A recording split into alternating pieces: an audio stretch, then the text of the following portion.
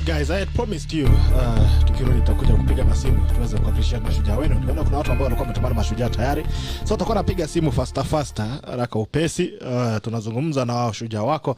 Naanza na jamaa fulani hapa anaitwa this guy here called kuna jamaa anaitwa nani? Kuna jamaa anaitwa Elias Kiprotich. Elias Kiprotich anasema tumpigie, anasema shujaa wake ni mtu anaitwa Mashujaa ni Aunt Celestine. She paid my school fees yet she isn't my parent. Aunt Celestine alisema alipa fees, jamaa anasema alipa fees yake na yeye si mzazi wake. Alright. Let me call up Aunt Celestine tusikie atasemaje, tuambie happy Mashujaa Day. Yeye ni shujaa wa jamaa hapa anaitwa Alright.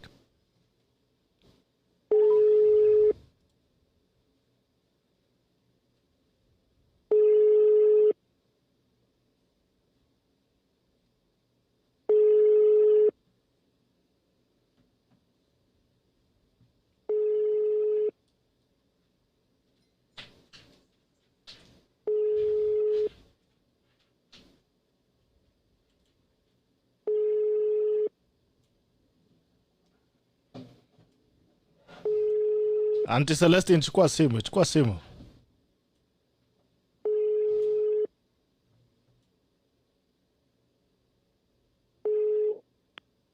Hello, Auntie Celestine hajachukua simu. Wacha tuende kwa Valerie Chepkosgei. Valerie Chepkosgei anasema I nominate my dad Mesha Krotich. Anasema he worked as a watchman for 23 years, ensured that all the 5 of us went through schooling and now we can vent for ourselves. He trekked for all the 23 years to work 6 kilometers away and fro. He is my idol, my shujaa. God bless him for me and call him will be appreciated. All right. Acha nienda kupigia simu bwana Mesha Krotich, baba wa Valerie Chepkosgei. Acha tupige simu tusikie bwana Mesha kanasemaje. Ni shujaa wa Valerie Chepkosgei. To hate. Right.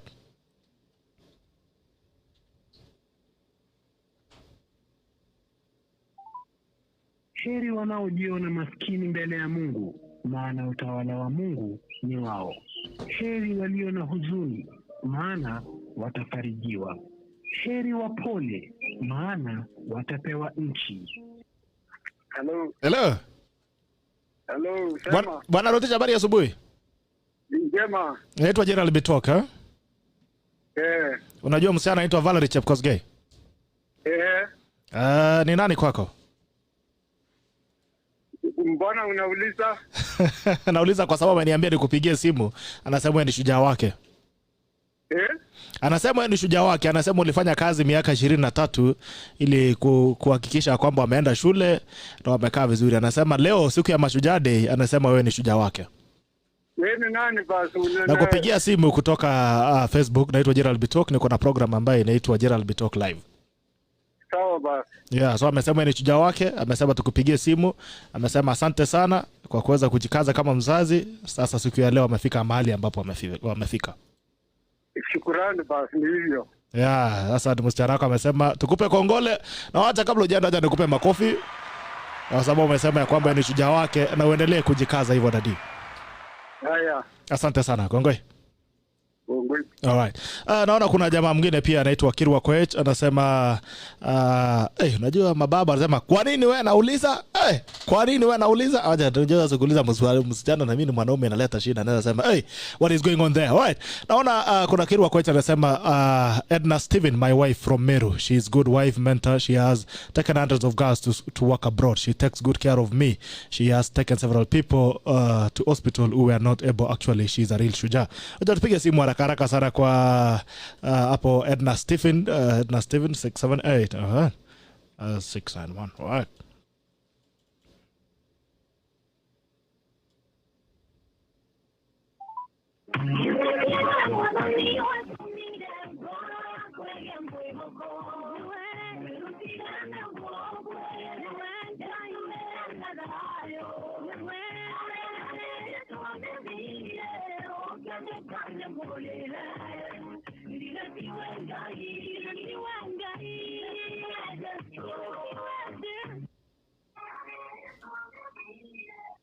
Hello.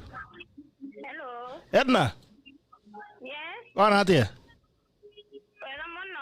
Weko. Hello. Weko. Hello. Edna. Hello. Hello. Edna, habari leo? Niko salama. Naitwa Gerald Bitok, eh? Yes. Nakupigia kutoka show inaitwa Gerald Bitok Live. Unajua jamaa anaitwa Kirwa Koech? Yes, namjua. Ni nani kwako? My husband. Your husband, eh? Yes. Nilikuwa nafikiria utaruka kipetero Kiesu. Amesema nikupigie simu, anasema wewe ni shujaa wake. Yes. Amesema wewe ni shujaa wake, eh? Amesema kwamba umpeleka watoto wengi sana wasichana shule, ukapeleka watu wengine ngambo, umepeleka watu wengine hospitali. Yes. Na anasema juu hiyo zaidi you take good care of him. So amesema kwamba anakucelebrate leo kama shujaa wake. Yes, thank you very much. Alright, asante sana. Na uendelee kuchunga bwana kabisa. Kumbe naona testimony kwa huku nje. Alright, thank you bwana Radhimo.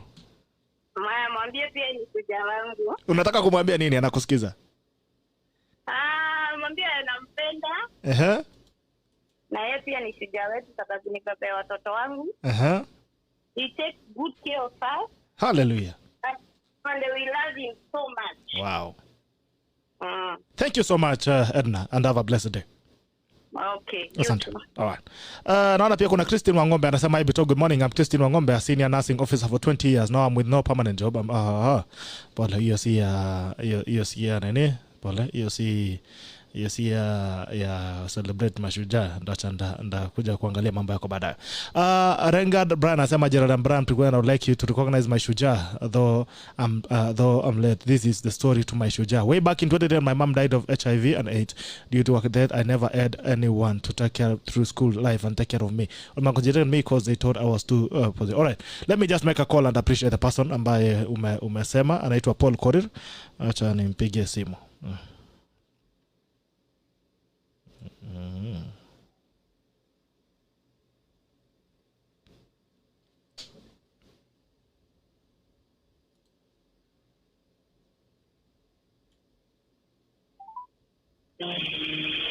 Kamuang ngolotab Jehovah enjoy oeng sa samangmut awo sa samaglokolem awe kun kenyi sekeki am serengende apinatet ago amanyu setang ago biyongse ago losuka ine sa Jehovah kamukto indengwang imuchi ko gibit kenyi segup setang ibonani inyolili inige ikenge ago menyuru igere bigalage ngutsetai agiminye ibire maktain kanyo na bwatune nzikutabraini kamwacho bagole awendi awegunkenyi segupteki am serengende agitau iyamanyon akwainda emet agitau ibiye agitau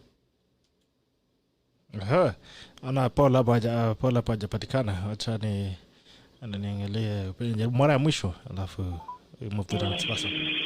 Kamuang ngolotab Jehovah enjoy oeng sa samangmut awo sa samaglokolem awe kun kenyi sekeki am serengende apinatet ago amanyu setang ago biyongse ago losuka ine sa Jehovah kamukto indengwang imuchi ko gibit kenyi segup setang ibonani inyolili. Hey. Hello, Paul Korir. Hey. Tamge. Misi. Lena emet. Ingen jine gure Rengard Brian. Na jamaa anaitwa Rengard Brian anasema gure na Gerald Bitoke. Na jamaa amesema ya kwamba ulimsaidia ukampeleka shule anaitwa Brian. Anasema wazazi wake walimwacha, waliaga dunia wakamwacha na yeye ukasimama na yeye. Akasema mpeleka shule tangu akiwa class 3 na sasa hivi ako university anachukua course ya commerce, Bachelor of Commerce. Yeah. So anasema wewe ni shujaa wake na angependa he would like to celebrate you today as his shujaa because you stood with him when he needed you most. Awacha mimi na bea mtu mwingine kusaidia mimi ongea na wewe. Yeah. Niko hapa kwa yangu. Haya, pea yeye simu. Hello? Yes sir. Kuna jamaa anaitwa Brian eh? Alikuwa anataka kucelebrate Paul Korir. Anasema alisimama na yeye wakati alikuwa anamhitaji kabisa. Okay. Anasema yeye ni shujaa wake siku ya leo. Yeah, so alipia sababu tulikuwa na celebrate mashujaa, akasema Paul Korir ni shujaa wake, ndio anampigia simu kumwambia yeye ni shujaa wa Brian. Okay, tunashukuru pia sisi Shujaa wetu. Asante sana. Endeleeni kukaa na yeye. I'm sure siku moja atakuwa mtu wa maana dunia hii. Sawa, unapiga kutoka wapi? Mimi niko na show inaitwa Gerald B Talk Live Facebook. Niko na show Facebook. Unajua kitu inaitwa Facebook? Niko hapo, niko na show hapo leo. Nilikuwa na celebrate mashujaa. Watu walikuwa wanaweza kucelebrate mashujaa wao. Sasa amesema Paul Korir ndio shujaa wake. Sawa, hata tumefurahi kabisa. Asante sana. Asante ndugu yangu. Alright, thank you. Acha tuangalie nane next. Hiyo ni Paul Korir ameondoka. Kimutai Hilary Azrim wasema my mom Isa Sabul, she is the reason why I'm smiling today. Despite the challenges she still stand to firm to see having successful life through prayers. And acha niangalie mami haraka.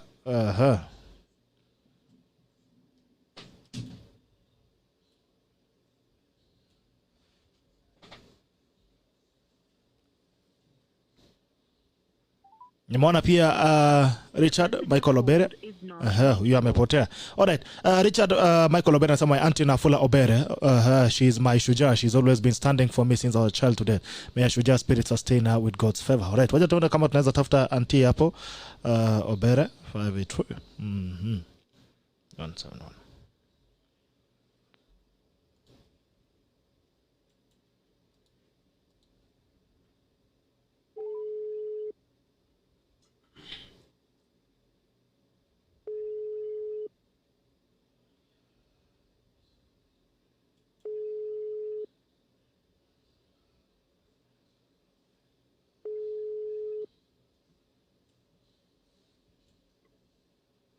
Hello? Auntie? Habari ya leo? Uzuri ni nani? Unajua jamaa anaitwa Richard Michael Obere? Unamjua? Ni kijana yangu. Very good. Anasema ni shujaa wake. Sasa amesema nikupigie simu nikwambie ni shujaa wake. Amesema umesimama naye tangu akiwa mdogo na sasa amekuwa mtu mzima. So amesema siku ya leo wakati tunaangazia ushujaa na kucelebrate heroes, amesema wewe ni hero wake. Ni mtoto ndugu yangu, babake ndio mimi nafuata. Na mimi ndio nilimwanzisha nursery mpaka form 1 mpaka form 4. Wow. Kwa ajili nilikuwa nafanya na watu wa Survey of Kenya. Mpaka retire. Asante sana auntie. Na jina yake anaitwa yangu, hata pesa yangu anaweza kunyakua kwa maana anaitwa Obere. Anaweza enda na shamba. Anaweza hata shamba nimeshampa tayari. Wow, asante sana mama. Amesema umesimama na yeye na anasema kwamba siku ya leo nataka kukuambia ya kwamba wewe ni shujaa wake na angependa kukucelebrate siku ya leo. Asante sana. Wewe ni nani? Mimi naitwa Gerald B Talk. Jirani nani? Gerald B Talk, naitwa Gerald B Talk. Yes. Yeah, so jua leo ya kwamba Obere anakuona kama wewe ni shujaa wake, Richard. Asante sana. Mwambie asante sana. Asante sana. Endelea hivyo na mami, nashukuru. Asante. Kuwa na siku njema shujaa. Asante sana. Kuna jamaa hapa alikuwa ameniambia ni sukume simu kabisa. Alikuwa amepush, alikuwa amesema yuko Amerika pale. Alikuwa anasema masaa yake ya kulala ilikuwa imefika, lakini wacha nimpigia. Anaitwa Terry. Wacha niangalie Terry. 008.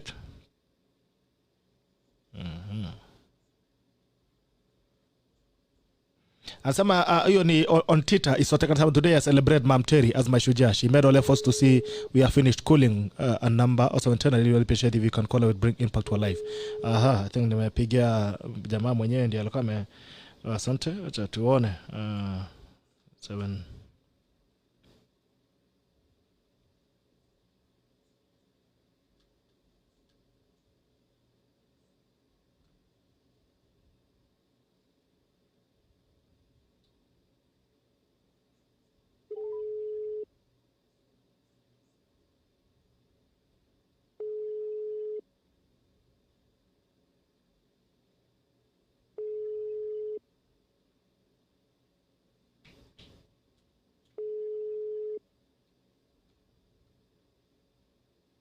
Alright. Hiyo ni kama kama huyo achukue simu hana Wanjiku inapita Njuguna. Huyo Mama Terry ni kama patikani kwa simu. Mama Terry, wacha tuende kwa Peter Njuguna. Anasema my mom ana Wanjiku Njuguna for raising me single-handedly to be the gentleman I am today. Acha tupige simu haraka. Next 45 minutes tuweze kufunga.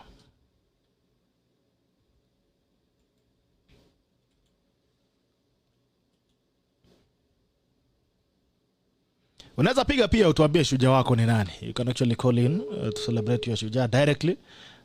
Nambari ni 07 let me put in the number for you.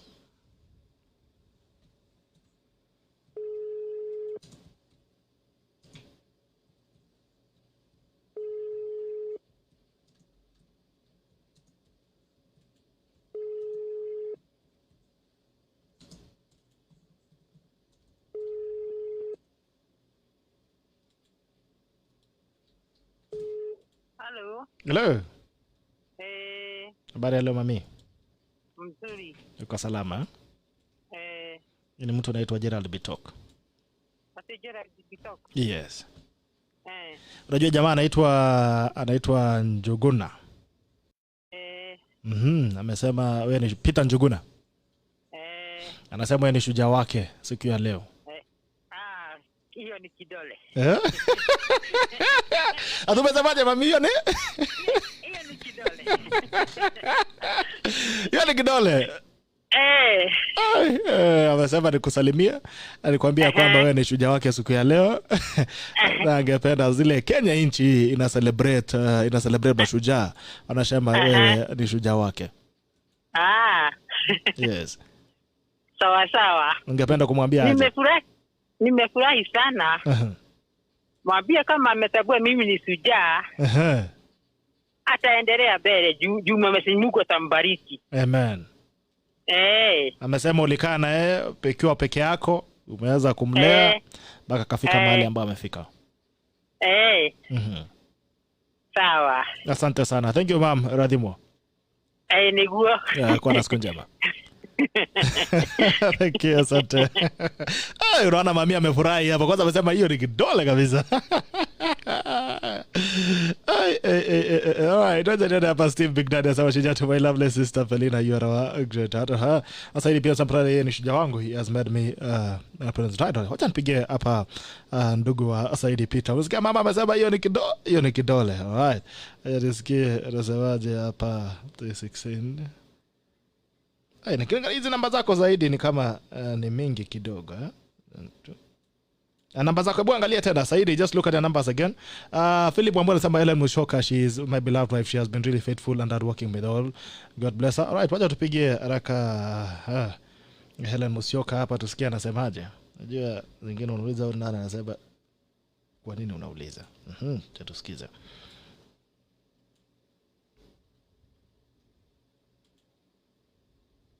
Naona Godi pale. Godi Games on some celebrate my mom. Also she's a shujaa, battling pressure and she's still strong always despite the very many challenges. Right. Don't celebrate you're celebrating mama wa Godi Kemso. Sema amekaa na yeye kabisa anaugua. Hello. Yes. Hey, mambo waziata? Ndimu yani. Mkanaweza? Yo. Wewe? Nipo Moito. Unajua jamaa anaitwa Philip Wambua? Namjua. Ni nani? Si bwanangu. Anasema wewe ni shujaa kabisa. Enda huko. Akia nani?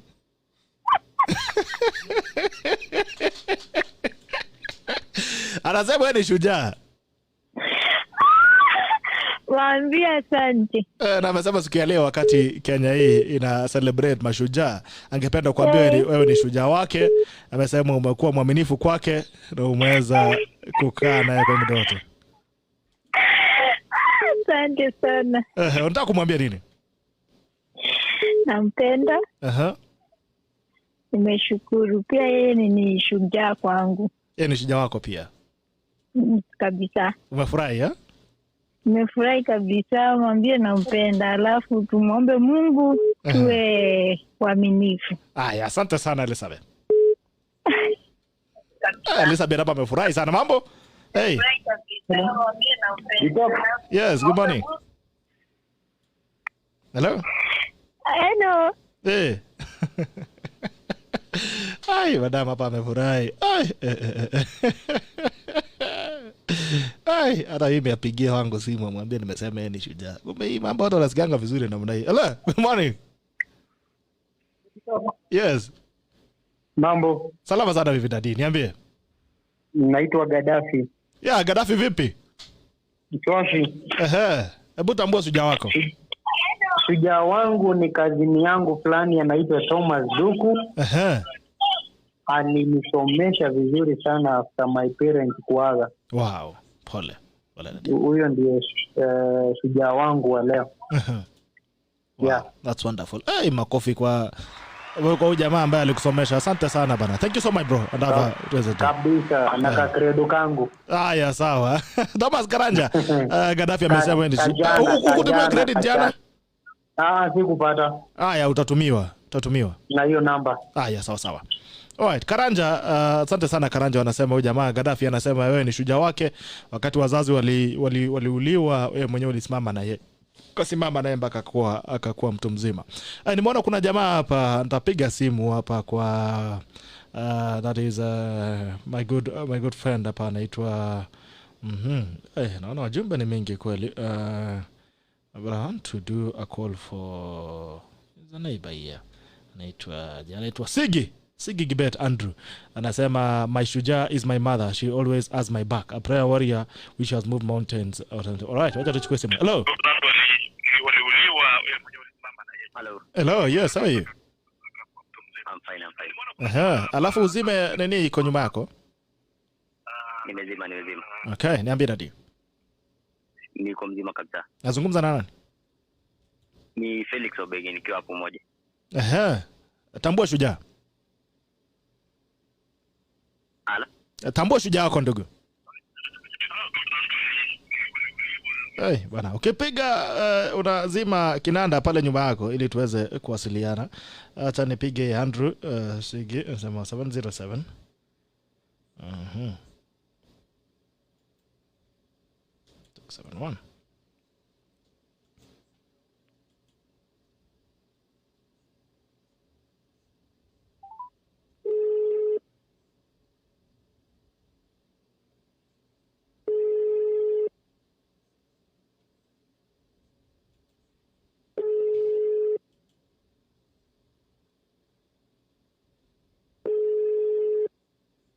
Naona mama ya Sigi achukui simu.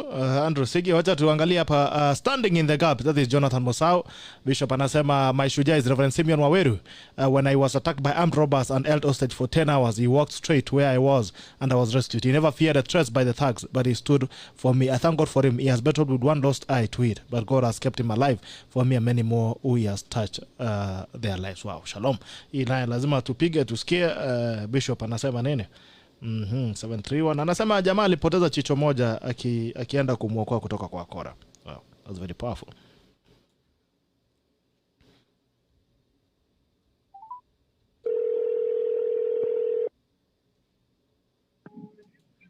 Hello sir, how are you? I'm good. Am I speaking to Reverend Simeon Waweru? Yes, this is Reverend Simon. All right, you're speaking to Gerald Bitok. Sorry? You're speaking to Gerald Bitok.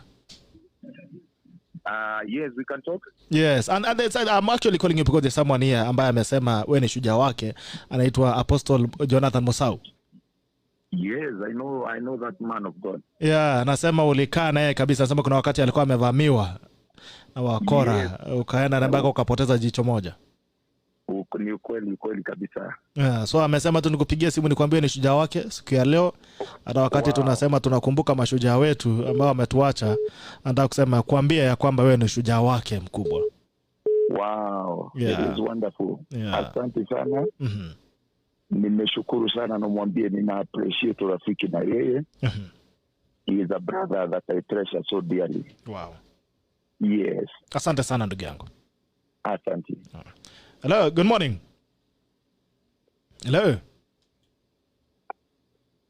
Hello. Jamaa wa Kansas City. Hello. Hi, how are you? I'm good. Mambo. This is the place for it. Naongea na nani? Chepkorir. Ulisema Maadhe alikaa na nyinyi kabisa. Yaani nimengoja hiyo simu mpaka imefika saa 9. Ndio nilikuwa naelekea hapo. Unajua sasa nilikuwa na wageni kwa nyumba nikasema acha nifagie kwanza wakula waende. Salama sana. Yes. She's my shujaa. Bado namgoja tu nisikie kama atachukua simu. Nampigia actually. Sijui kama atapatikana kwa simu. Acha niangalie nambari yako ulikuwa umeiweka hapa. I'm going to call her shortly. Okay. Hello? Hello, Chepkorir. Yes. Unapotea? Ninakufuata nikipiga simu sana. Niambie basi. Sasa I just want to celebrate my call. Na pia watu wote kutoka area ya Ndidonesi. Those are the people who saw me through like grow. Mpaka saa hizi nataka niwashukuru sana. My head teacher wa primary anaitwa Arap Nyanza. Wow. I also celebrate him so much. So that's all for today. Na nakucelebrate pia. Unatufanya mpaka tunachangamka huko. Kweli? Yes. Na mimi hujaniimbia wimbo ya Shujaa.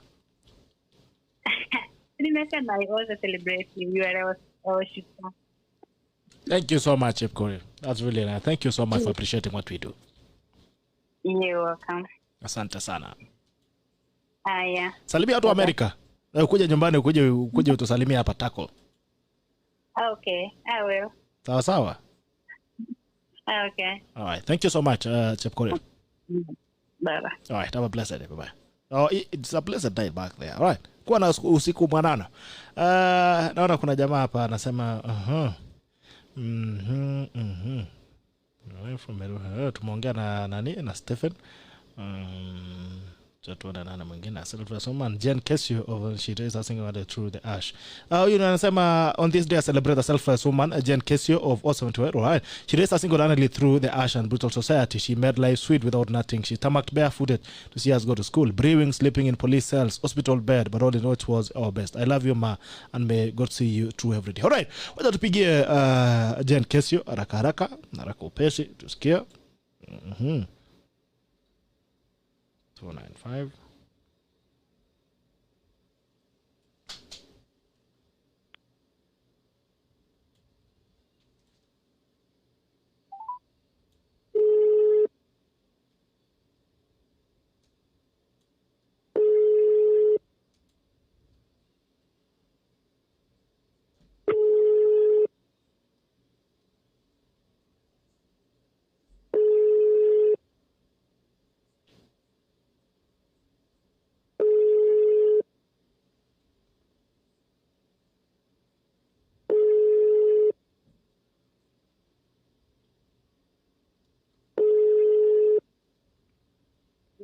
Hello.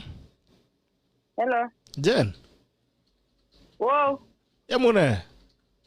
Wajamage. Gigure na Gerald Bitok, ha? Kale gure na Gerald Bitok. Ngona ani agumagri amana la galia. Galia nyeme ko sa komnye? Tala sina nyo. Oi, gigure na Gerald Bitok. Ngona. Gigure na Gerald Bitok. Unajua msichana anaitwa Liz Kesio? Unajua msichana anaitwa Liz Kesio. Msichana wako, ha? Cheptangunga? Sijui ni network mbaya. Sawa, ni kama ni network. Sawa, acha nitajaribu kupigia tena baadaye. Naona Maadhe hapa amesema network kidogo iko na tabu, lakini unajua wasichana pia Facebook wanajiita majina, labda Maadhe ajui. Anasema unajua nani Rock, anasema Rock ni nani? Anyway, tafadhali tuitane majina ya kipande.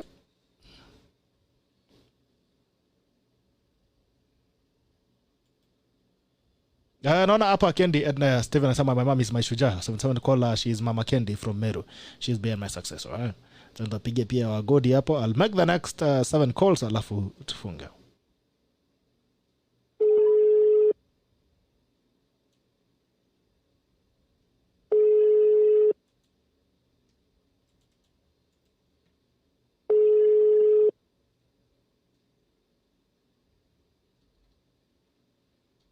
Hello. Hello?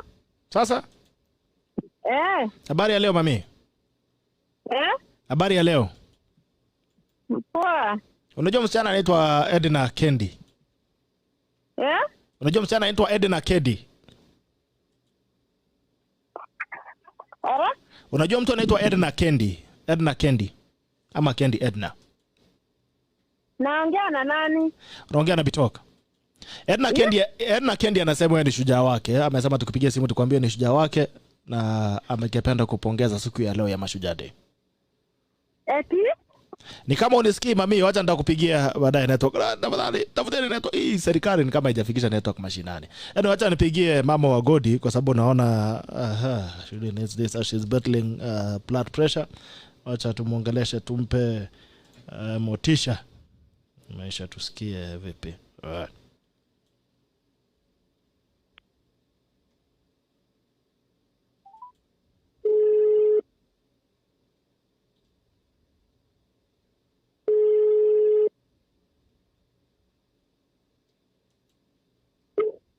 Hello. Godi. Baadhi amepotea, patikani kwa simu. Douglas Kiblanasema, my brother Raymond Kiblagat, he has been a firm man at home. We have faced rejection seen down upon by many, even in house relatives, but it's good of my absence blessing upon him. Hiyo ni Edwin. Haraka naenda tu kupiga simu zingine 5 alafu tufunge Mashujaa ya leo. Kama pia unataka kupiga simu kuweza kurecognize your shujaa, kutambua shujaa wako, unaweza piga simu kwa nambari 0779-800-010 0779-800-010. The person you have called. Huyo ni mtaja. Next. Itigwe Thuria anasema birthday Mashujaa, abi Mashujaa Day. Jina Bitola, tutachukua simu tusikie. Hello. Era? Yes. Habari yako? Salama sana mami, habari ya leo? Nzuri. Wacha nikupigie simu mwenyewe kwa sababu nimesema napiga masimu. Wacha nipigie mami mwenyewe asimalize credit yake.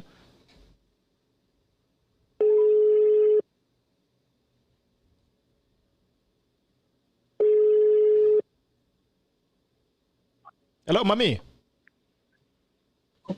Hello. Era? Mami, nimeona nikupigie ndio usimalize credit yako. Kuna msichana anaitwa Kendi Edna. Hello. Hey. My people. Iko shida ya network huko mashinani. Tuacha niangalie nani mwingine hapa nilikuwa nimeona hapa chini. Najua kuna watu wengi sana ambao nilikuwa nimewaahidi. Wacha nipige Sharon Melissa, she's been a great father. Hapo lazima nipigie mama. Anasema kindly call my mom, so my hero for today. Haraka sana Sharon. Acha tusikie madhe atasema nini. 20 541 215. Alright. Madha anaitwa nani Sharon? Okay, hapo naongeza jina ya mami. Titus Rotish mwenyewe chairman anasema to all Kenyans you are a shujaa. Titus bwana, nasema tupigie mama watoto tumwambie hapo Mashujaa. Anza. Hello. Hello mama, habari leo? Nzuri sana. Naitwa Gerald Bitok. Unajua msichana anaitwa Sharon? Sinajua. Amesema wewe ni shujaa wake. Ni mimi ni mama yake. Amesema nikwambia kwamba wewe ni shujaa. Amesema umesimama nao na ningependa kupongeza siku ya leo wakati watu wana celebrate kutambua mashujaa wao. Anasema angependa kutambua kama shujaa wake. Nimeshukuru sana. Haya, asante sana mam, kuwa na siku njema na uendelee namna hiyo. Salimia Eva. Okay, Sharon Melissa amesema nikusalimie. Sharon. Haya, umesalimika mami amekusalimia. Haya sawa. Asante. Kuna hapa Nicole Chabich anasema celebrate my hero one Edwin Kempai with from Marewet. He's an honest and selfless man who assists people. He's an epitome of integrity in the society. Asante sana. Naona Edu Kapkia anasema my mom was Rosabella Mutashi has gone she had done great being a widow from Cheruyot. All right. Wacha nimpigie tusikie. Akaraka madhe atasemaje?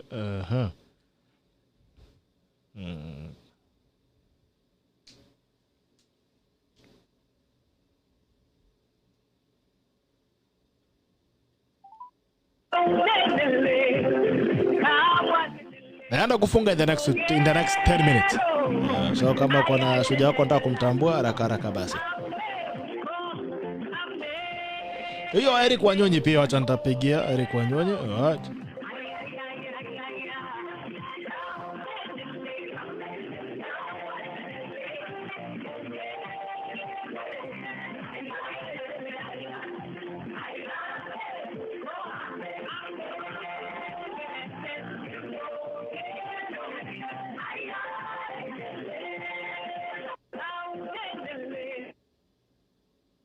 Hata nipige pia wa Davis Ongera Thomas anasema mama yake anaitwa Rose Nyaboke. Acha tusikie mambo ya Rose Nyaboke. 732.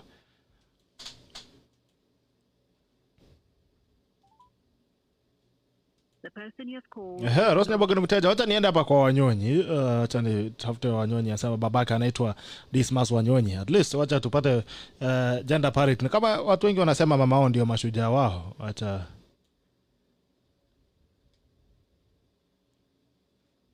1666. Anaitwa Dismas Wanyonyi.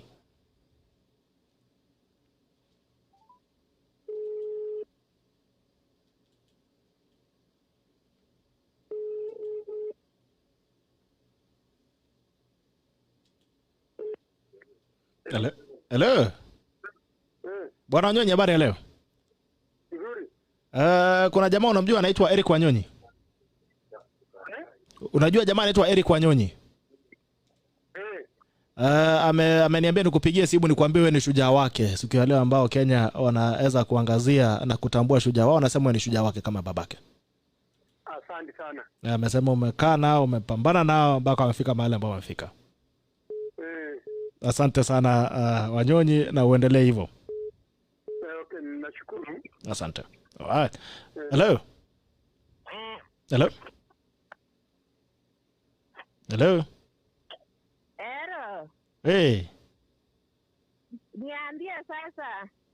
Nilikuwa na kuna mtu alikuwa anataka kukutambua kama shujaa wake. Unajua sasa nimeshapita ujumbe hapo. Sasa sijua ni nani, lakini kuna mtu alikuwa amesema utambuliwe kama shujaa. Eddie na Kendi. Eddie na Kendi. Huyo kabisa. Ni mtana yangu. Amesema ni shujaa kabisa. Amesema tukushukuru na kuambia ni shujaa wake. Yes ma'am. Aya. Asante, kuwa na siku njema na ujue ya kwamba unatambuliwa na Kendi kama shujaa wake. Asante.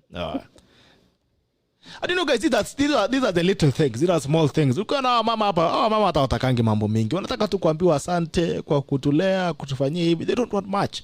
Actually the little thing is what matters. Unasikia vile mama wanafurahi sana, mama unasikia amepiga duru huko nyumbani, you know. These are people, these are things that they appreciate. These are the little things that we really appreciate. And to see more of this ili tuweze kuambia watu asante ambao wamekaa na sisi. Nimeona namba Godi, I really wanted to call your mother but I cannot find her on phone. But anyway guys, anasema chepko sio ni chepko. Chepko anasema hello Gerald, my name is Sharon Chelule. I nominate my grandmother. Namepotea. Emmanuel Billy Kula anasema Gerald, my Mashujaa for today is elder brother Elijah Kibiego Kirwa of Mokan Security Limited. More blessings to you. Stanley anasema can you call my mom Esther? She has worked hard and been a pillar to us all. All right. Just one of your Medi. I think you also called in today, Meli, if I'm not wrong. Let me see. 710-168 171. All right.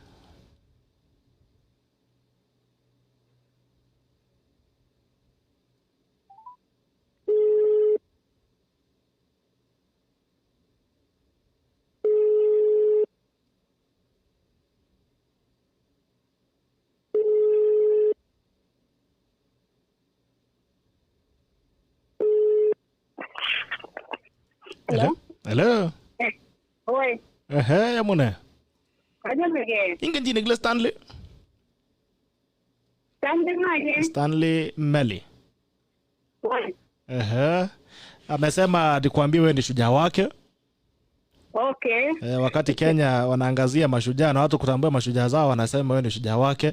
Anasema ni mama yake na amesema umekaa nao, umesimama nao kabisa, umekuwa pila ya familia. Asante sana. Na wewe ni nani? Mimi naitwa Gerald Bitok. Naitwa Gerald Bitok. Oh, from where? Mimi ni mtu niko Nairobi, naendesha program ambayo inaitwa Gerald Bitok Live. Okay, sasa asante, nimeshukuru Bitok. Asante sana. Kwa na siku njema. Sasa wewe ni shujaa. Aya, asante.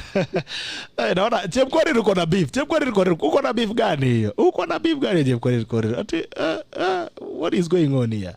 As I can call my wife and wish Benson achana maneno. Chepkorir. For that reason wacha tu nipigie huyo mke wa nani? Mke wa Benson. Chepkorir naona amechongoa hapo Benson. Chepkorir. Tani maneno. Right. Uja tusikie kwa Benson. Anaitwa aje? Unajua hujatuambia madam anaitwa vipi? Benson.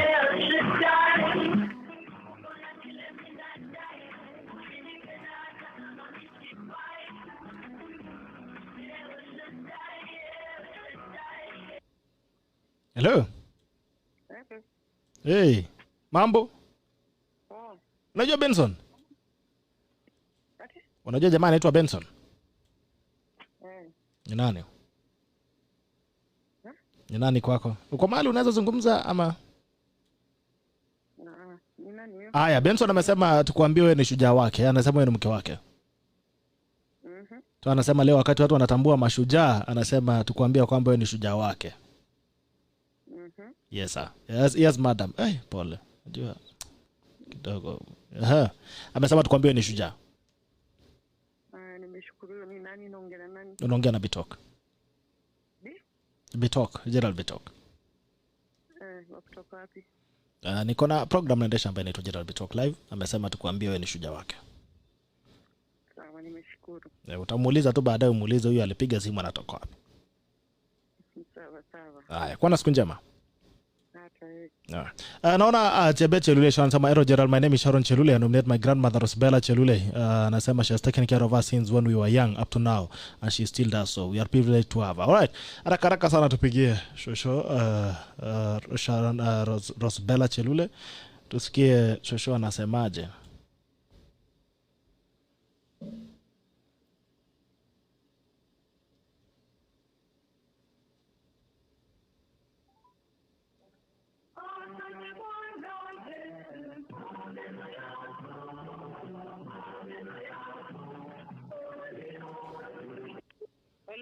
Hello. Chamge mam. Kingalali ak Rosbella. Mi cheptani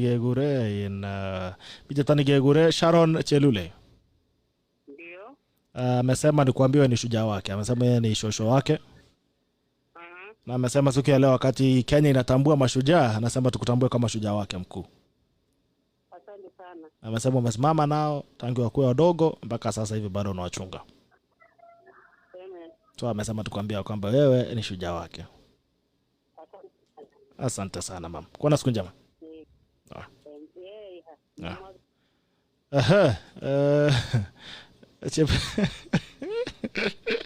Chepkorir wewe siku moja nipigie tena baadaye nisikie. Anaitwa nani? Emily. Najua hata mamangu anaitwa Emily by the way.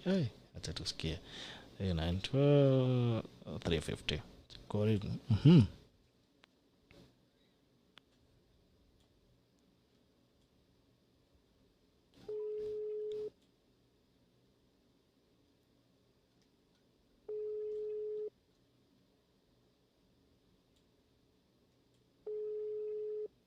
Chepkorir. Chepkorir, achukue simu yako. Mwingine achukue simu. Wala achukue simu.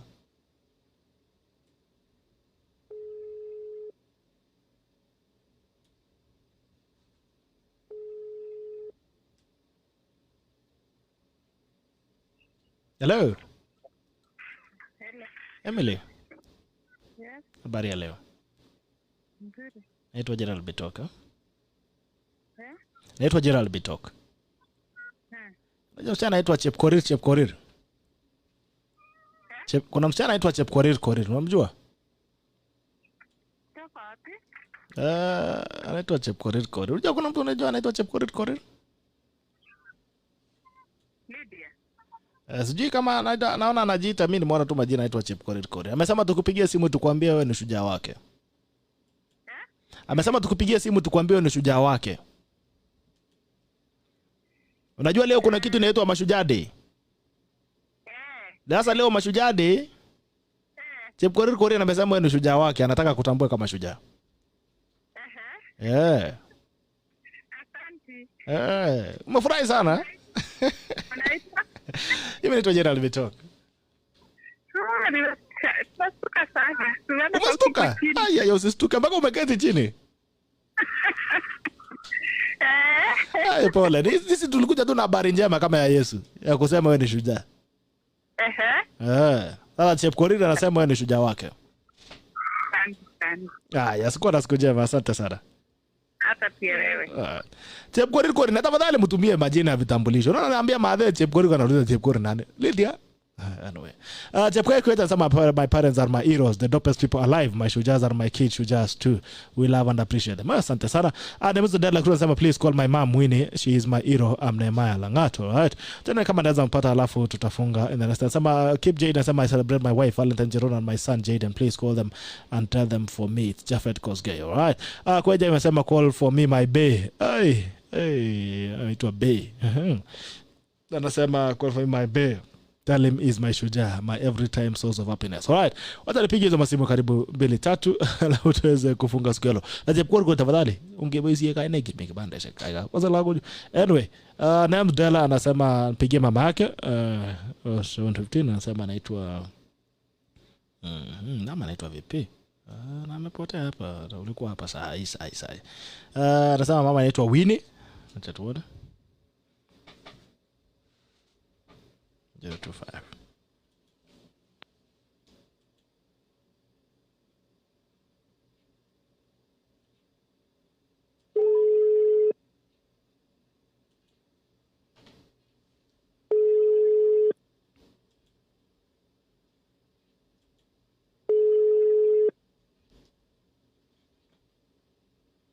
Benson anasema bibi amefurahi. Inafaa mnipeanga allowance ya kuweka nyinyi ndoa. Anasema bibi amefurahi sana. Boniface anasema Benson Wamboi anasema wife amefurahi sana. Alright. Asante. So tunamaliza shortly, tunamaliza na wasimu. Hii ni simu ya mwisho, alafu tuende pale Kisii Stadium tusikie kunaendaje mambo ya Mashujaa.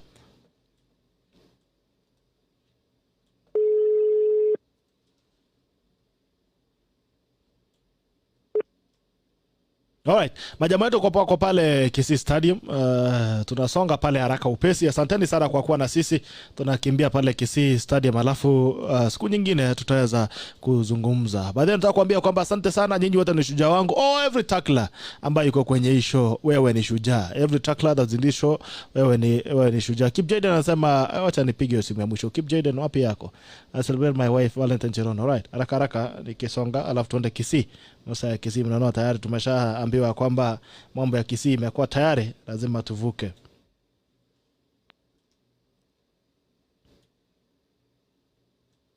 Na mtafadhali mtumie majina. Unajua sasa unajua ukiniambia keep J Duff. Sasa utashindwa hata utaambia bibi ashinde ule nani. Anyway.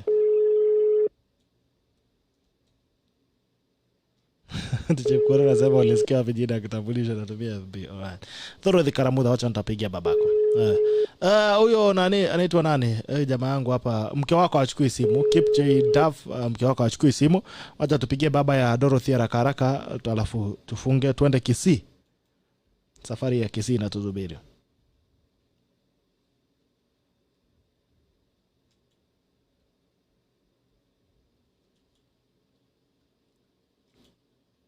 Sorry, the mobile subscriber cannot be reached. Dorothy, hiyo ni baba yako. Mteja wa nambari uliopiga hapatikani kwa sasa. Hiyo ni mzazi wako. Hiyo ni baba yako. Dorothy hapatikani kwa simu. Hiyo ni baba yako hapatikani kwa simu. Alright guys, thank you so much guys. I hope to see you again. Nyinyi wote ni shujaa. Every tackler who is on this show, tunataka kuambia kwamba wewe ni shujaa na tunakupenda. Thank you so much for making time for us this morning. Chepkorir tafadhali tutumie jina ya kitambulisho, atulesikia wapi. Alright. Thank you guys, have a good day. Enjoy your weekend. Wacha sisi tuende Kisii, alafu tukirudi tutajua ni vipi. Tunakimbia Kisii kidogo, tukirudi tutajua namna gani.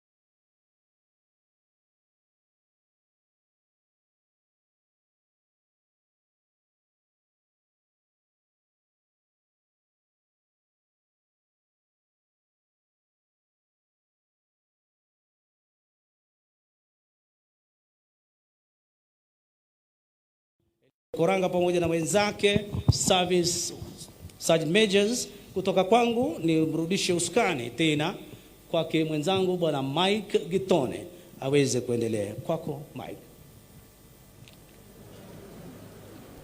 Kwa ruhusa yako Mheshimiwa Rais, naomba tusimame na tuwe watulivu ili tuweze kuanza ratiba yetu kwa maombi. Tusimame tafadhali. Tutaongozwa na maombi ya kimila tukiongozwa na mzee Samson Nyamoko.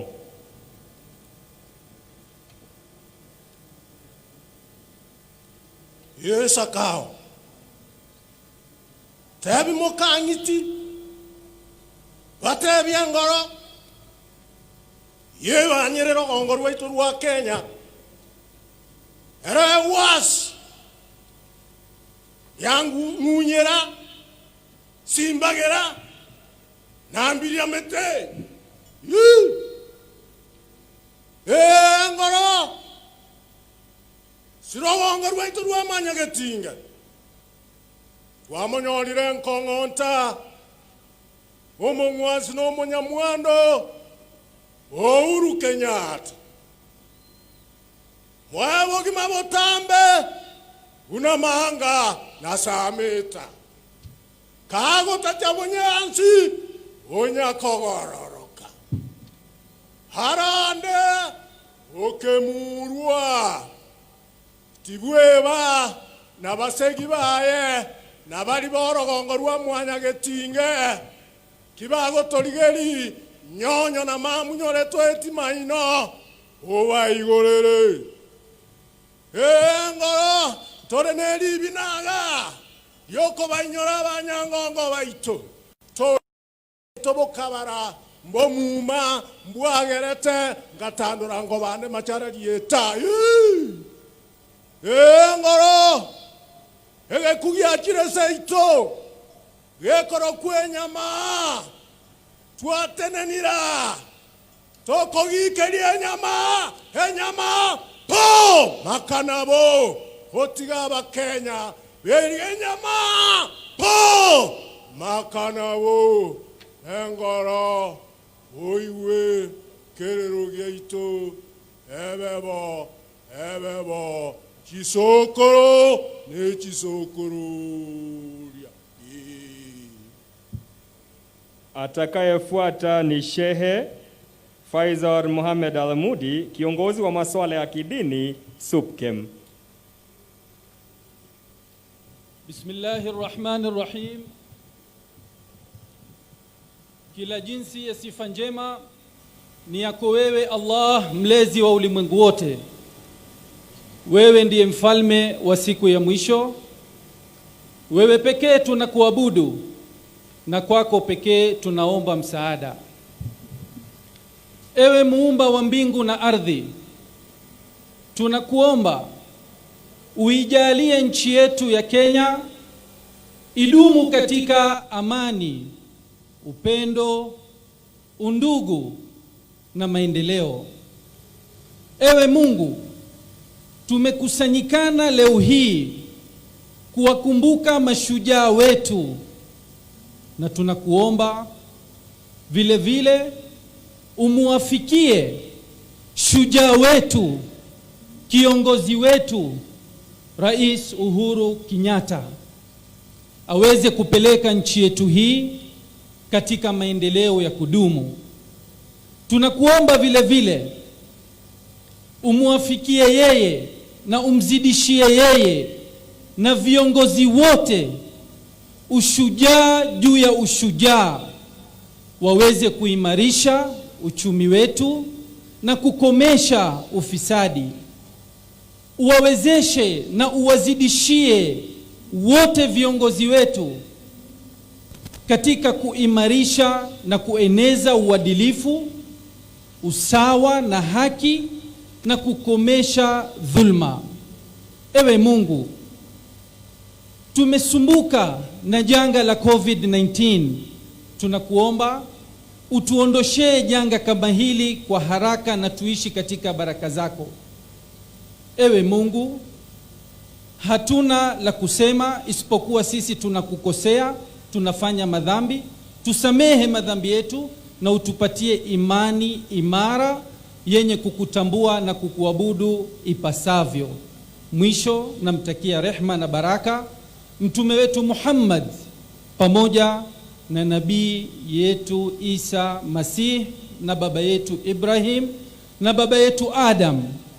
Asanteni, amin. Mchungaji Daktari Samuel Makori, kiongozi wa kanisa la Kiadventisti hapa nchini, ataendelea na maombi. Our gracious Heavenly Father, the creator of heaven and earth, we stand before you at this stadium to testify of one thing, that great is your faithfulness. We have seen this faithfulness during these 8 months of this pestilence, and we have seen your hand of protection.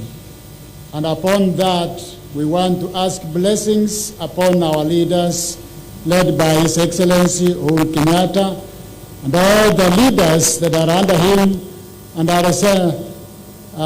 working with him to see that Kenya is progressing well. We want to pray for the leaders at the county level and all the areas of leadership to this place. We want to pronounce a blessing upon our children, upon our youth, upon our women, upon our men. May we all embrace harmony and unity and recognize the diversity that you have given us in Kenya, to the honor and glory of your name, the good of this country, and the progress of life here below. We pray in Jesus' name. Amen.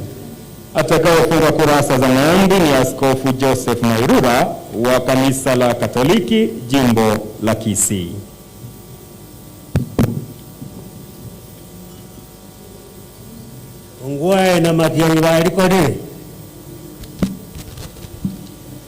In the name of the Father, and of the Son, and of the Holy Spirit. Amen. Your Excellency, the Father of our nation, and all distinguished guests, as protocol allows, and especially our esteemed Mashujaa guests, allow me to greet you with love on my own behalf and in the name of the strong, vibrant Catholic Church in Kisii and Nyamira. We welcome you with sincere and pure hearts. Down existential lane, our wonderful Creator has privileged our people in Kisii land to host our esteemed guests, especially our President. For this, we want to infinitely thank you, omnipotent God, for the gift of our great nation, Kenya. Thank you for our able governor, James Omaribongwai, and his Nyamira counterpart, who have led us to this moment of success. Without our Mashujaa, our country would have remained in oblivion, hopelessness, and despair. We thank God for our country and our heroes and heroines.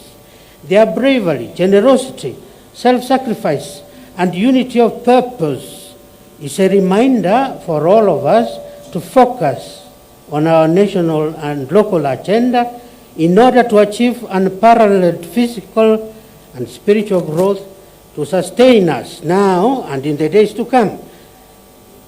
Bless all our Mashujaa, from the first founding father, Mzee Jomo Kenyatta, to the present President, His Excellency Uhuru Muigai Kenyatta, and his deputy, Dr. William Ruto Arap Samoei, and Right Honorable Raila Odinga, who are building this country. My dear brothers and sisters, this month is the month of Our Lady of the Rosary. She is esteemed by all Christians as the mother of Jesus and the mother of God. The Muslim world, as you have heard them pray, esteems her as Maryam, the mother of Isa, mentioned 70 times in the Quran. She is the Queen of Peace and our refuge. Because she is the Queen of Peace, we want to ask now that she may grant us peace, because she is the Queen of Peace, so that our political destiny might be charted out well. Bless our President, that he may prudently guide us to safety. Because Mother Mary is our refuge, let us run to him as I pray. Salam Maria, umejaa neema, Bwana yu nawe, umebarikiwa kuliko wanawake wote, na Yesu mzao wa tumbo lako amebarikiwa. Maria mtakatifu, mama wa Mungu, utuombee sisi wakosefu, sasa na saa ya kufa kwetu. Amina. Mbarikiwe. Kwa ruhusa yako Mheshimiwa Rais, naomba tuketi.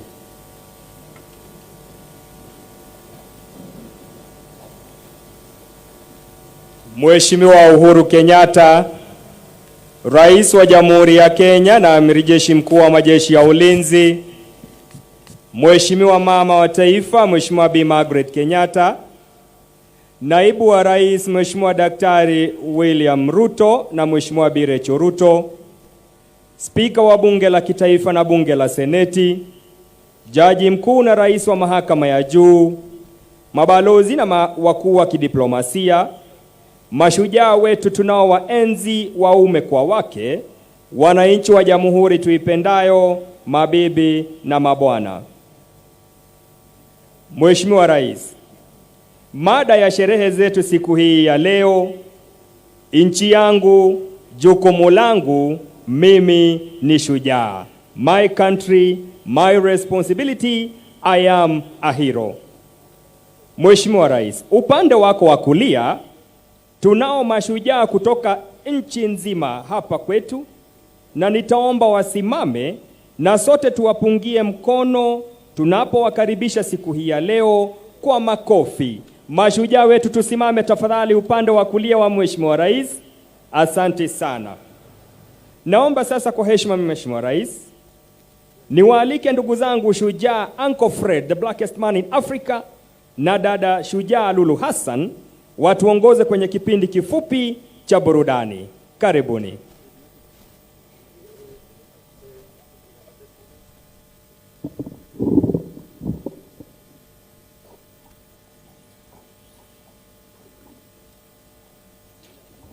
Your Excellency, the President of the Republic of Kenya, your deputy, top dignitaries, all protocols observed.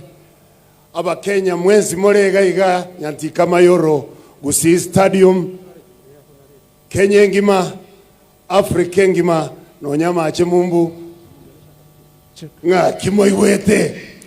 Nami nasema tuava kwa nilie mwensi P. Yes, hiyo sauti mnasikia ni sauti ya mtoto kutoka 001 Lulu Hassan ambaye amefika hapa county 045 Kisii kwa burudani kali sana na vile vile kuadhimisha sherehe ya Mashujaa Day. Naam, shukran sana Bwana Fred Obachi Macho, kana jiita the blackest man in Black Africa. Tuko hapa ikiwa leo ni siku ya Mashujaa Day, ambapo ni makala ya 57. Naambiwa kwamba sasa ni mambo ya entertainment. Ndio, majukumu yetu ni mafupi, ni kuhakikisha kwamba mnapata burudani kibao, burudani safi kwa raha yenu hapa katika stadium. Tunaona kwamba hawa vijana ambao wanatutumbuiza wanakuja hapa, karibu sana. Naam. Kwa heshima yako Rais Uhuru Kenyatta na wageni wote waalikwa, naomba sote tutupie macho kwenye runinga kwa hivi sasa, kwani kuna makala maalum, makala mafupi kabisa ambapo tunaangazia mashujaa wetu siku hii ya leo.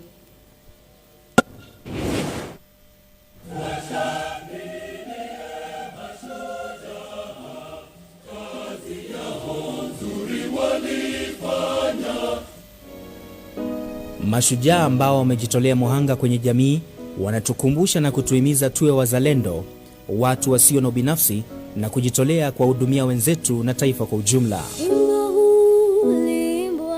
Ndiyo maana maudhui ya siku ya mashujaa mwaka huu, nchi yangu, jukumu langu, mimi ni shujaa, inatuhimiza kujitolea, kuungana na kustawisha taifa letu. Neno shujaa linanikumbusha yani ule ukakamavu na kujitolea kwa mtu, kujitolea kwa mtu katika kufanya jambo. Shujaa sini, mimi ni shujaa wa Kenya. Maadili haya yamekumbatiwa na wananchi ambao wamejitolea kuwanufaisha wengine kupitia matendo yao. Mashujaa 6 waliozuiliwa Kapenguria miongoni mwa wengine daima watakumbukwa katika historia ya nchi yetu. Pia tunawasherehekea Wakenya ambao kupitia juhudi zao wanachangia ujenzi wa taifa. Katika kizazi hiki, mashujaa wetu pia wana umuhimu mkubwa. Kuenziwa kwao hakuhusu ufanisi wao tu, bali pia azma, kujitolea kwao na upendo kwa taifa. Sala Farah Sala ana maadili haya. Aliwalinda Wakenya wenzake kwenye shambulizi la basi lililotekelezwa na magaidi wa kundi la Al-Shabaab na baadaye kuaga dunia kutokana na majeraha aliyopata. Alikataa kutengwa na Wakenya wengine kwa misingi ya kidini. Aidha, hatutasahau chifu wa Katangi, kaunti ya Machakos, Daniel Matheka, aliyejitolea kuingia kwenye mto Athi licha hatari iliyokuwepo kama vile mamba na viboko ili kusaidia juhudi za kuokoa wanafunzi waliokuwa wamezama kwenye mto huo. Mwana mazingira mashuhuri Wangari Maathai ataendelea kukumbukwa kwa kuwa kielelezo katika harakati za utunzaji mazingira, juhudi ambazo zilitambuliwa humu nchini na kimataifa. Huu ndio upeo wa shujaa halisi wa Kenya. Tunawasherehekea maafisa wetu wa usalama ambao wanajitolea muhanga kuhakikisha tunafurahia amani na uthabiti. Hapa nchini, maafisa wetu wa polisi na vikosi vingine vya usalama wanawajibika kwa kuhakikisha utekelezaji wa sheria na kuwepo kwa utulivu. Kenya tumeijenga kwa muda mrefu. Kwa nini tunataka kujaribu one day? We celebrate our heroes. Tunawapongeza wanamichezo wetu, uhodari wao umefanya bendera ya Kenya kupepea zaidi. Aidha, tunawashukuru wanaoleta mabadiliko kwenye jamii. Kutokana na miradi kama vile Linda Mama na Beyond Zero, afya ya uzazi imeimarika kwa kiwango kikubwa. Bila shaka, wewe ni shujaa unapotekeleza jukumu lako kwa taifa. Shujaa Kenya, wajulikana ulimwengu kote. Washangilie mashujaa, kazi yao nzuri walifanya. Hayo ni makala mafupi ya kukuonyesha tu baadhi ya mashujaa, na bado tuko na mashujaa wengi. Yule mama ambaye kazi yake ni kuchunga watoto kule nyumbani, pia kivyake ni shujaa. Yule mtu ambaye anasukuma mkokoteni, mtu wa boda, au ni mashujaa pia. Lulwa Na mama, kwa hakika mashujaa ni wengi, na mbele yetu katika uga huu wa Kisii tuna mashujaa takriban 180 ambao tayari wanasubiri kutumbuiza. Vile vile tutakuwa na wale wengine ambao watatumbuiza kwa nyimbo za kitamaduni kutoka kaunti jirani hapa ya Migori katika design ya Kikuria. Alafu kutakuwa na vijana ambao watalete ngoma kali sana, na pia tuko na watumbuizaji kutoka hapa kaunti ya Kisii na Nyamira, lakini vijana wananiambia wako ready kabisa na ngoma kali.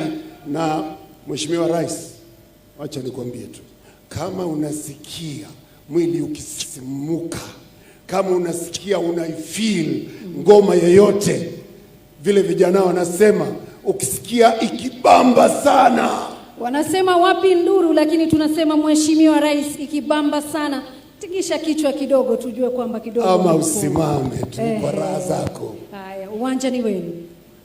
Twende kazi vijana.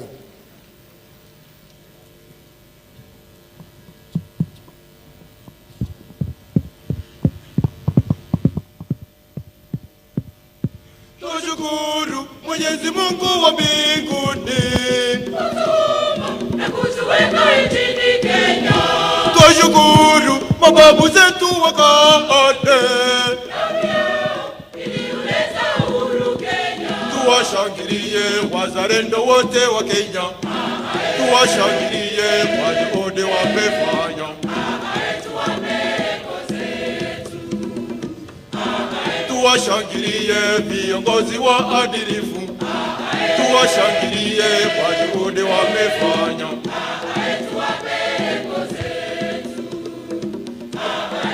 Tumpongeza wafanyikazi wa Kenya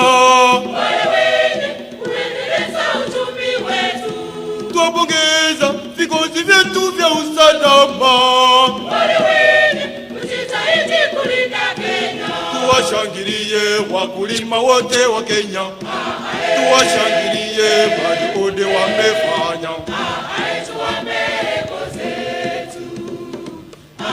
Tuwashangilie wanariadha wote wa Kenya, tuwashangilie kwa juhudi wamefanya.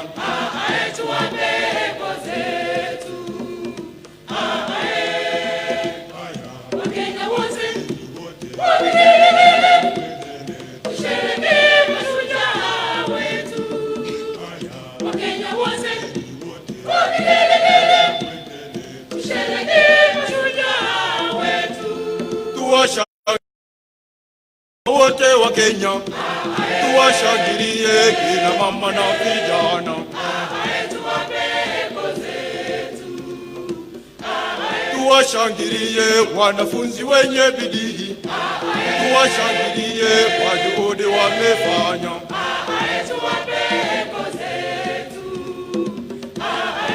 Tuwapongeza walimu wote wa Kenya,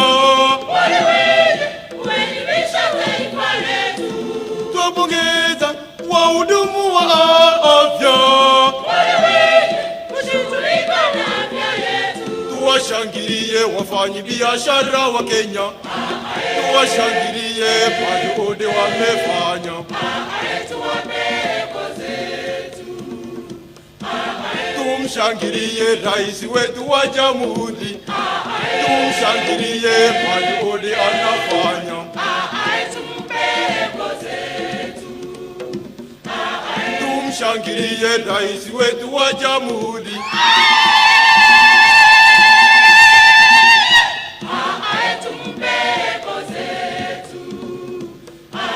Tumshangilie rais wetu wa jamhuri. Tumshangilie kwa juhudi anafanya.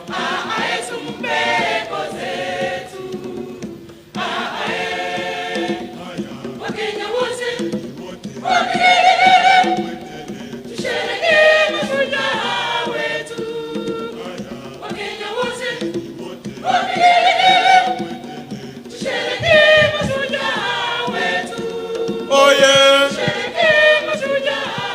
kwa heshima kubwa. Oye,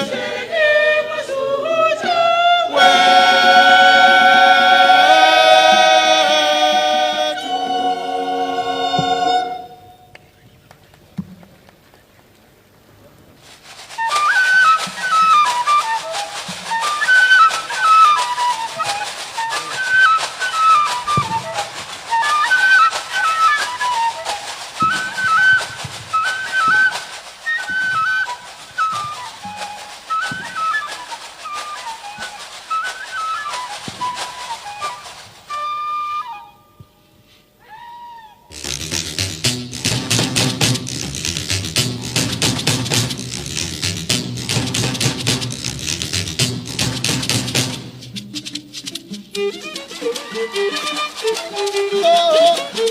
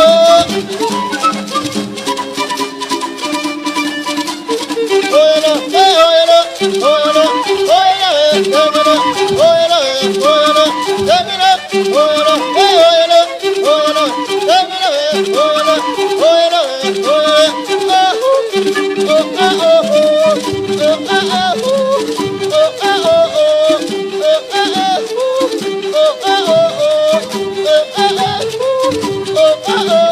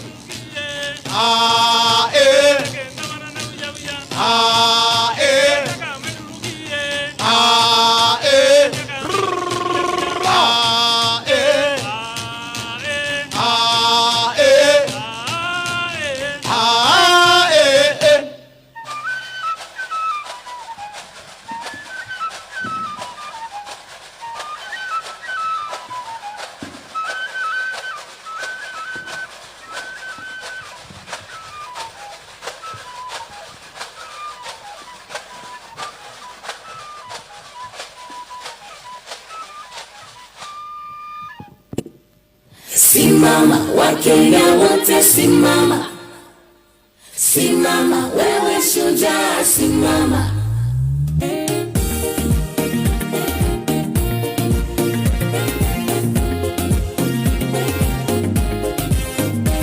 Nchi yangu, jukumu langu, mimi ni shujaa, shujaa. Najivunia taifa langu, mimi ni shujaa, shujaa. Simama, Wakenya wote simama. Simama, wewe shujaa, simama. Simama, Wakenya wote simama. Simama, wewe shujaa, simama.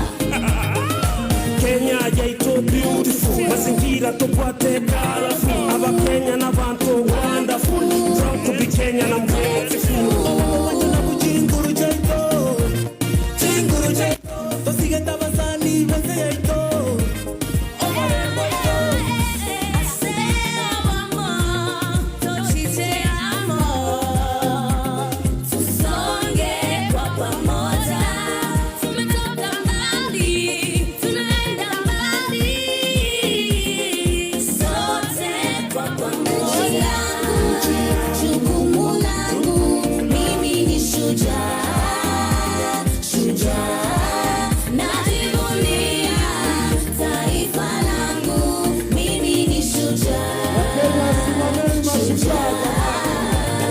Simama, Wakenya wote simama. Simama, wewe shujaa, simama.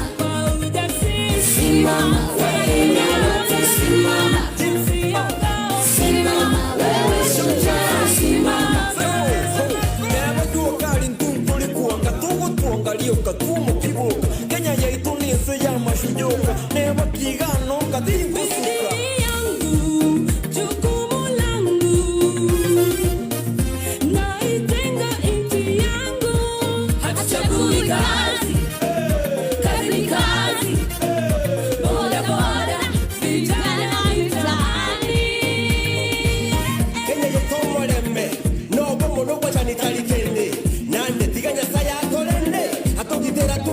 Nchi yangu, jukumu langu, mimi ni shujaa, shujaa. Najivunia taifa langu, mimi ni shujaa, shujaa. Simama, Wakenya wote simama. Simama, wewe shujaa, simama. Simama, Wakenya wote simama. Simama, wewe shujaa, simama. Ukabila ni mbaya ndo maana na upinga, shujaa namba moja, nchi yangu nailinda. Napenda amani, upendo na haki, tumetoka kwa giza tuishi kwa mwanga. Wala muziki, walimu wote, madaktari na wachimba migodi, wavuvi nao, wanariadha, wachezaji wote, bam bam bam.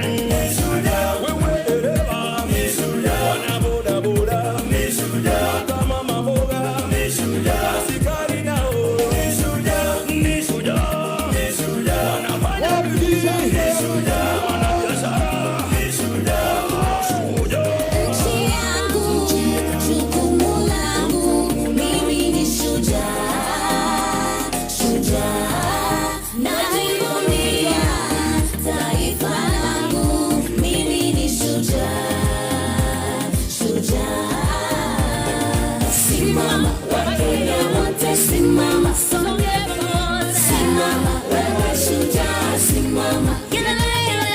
Simama, Wakenya wote simama. Simama, wewe shujaa, simama. Makofi jamaa. Oh yeah. Waendelee wasiendelee? Kaiko rusio mamuro wata chingurwa monyagarara Yesu. Monyagarara Yesu mamura bwekebega. Mamura bwekebego ngeta makweli. Aya.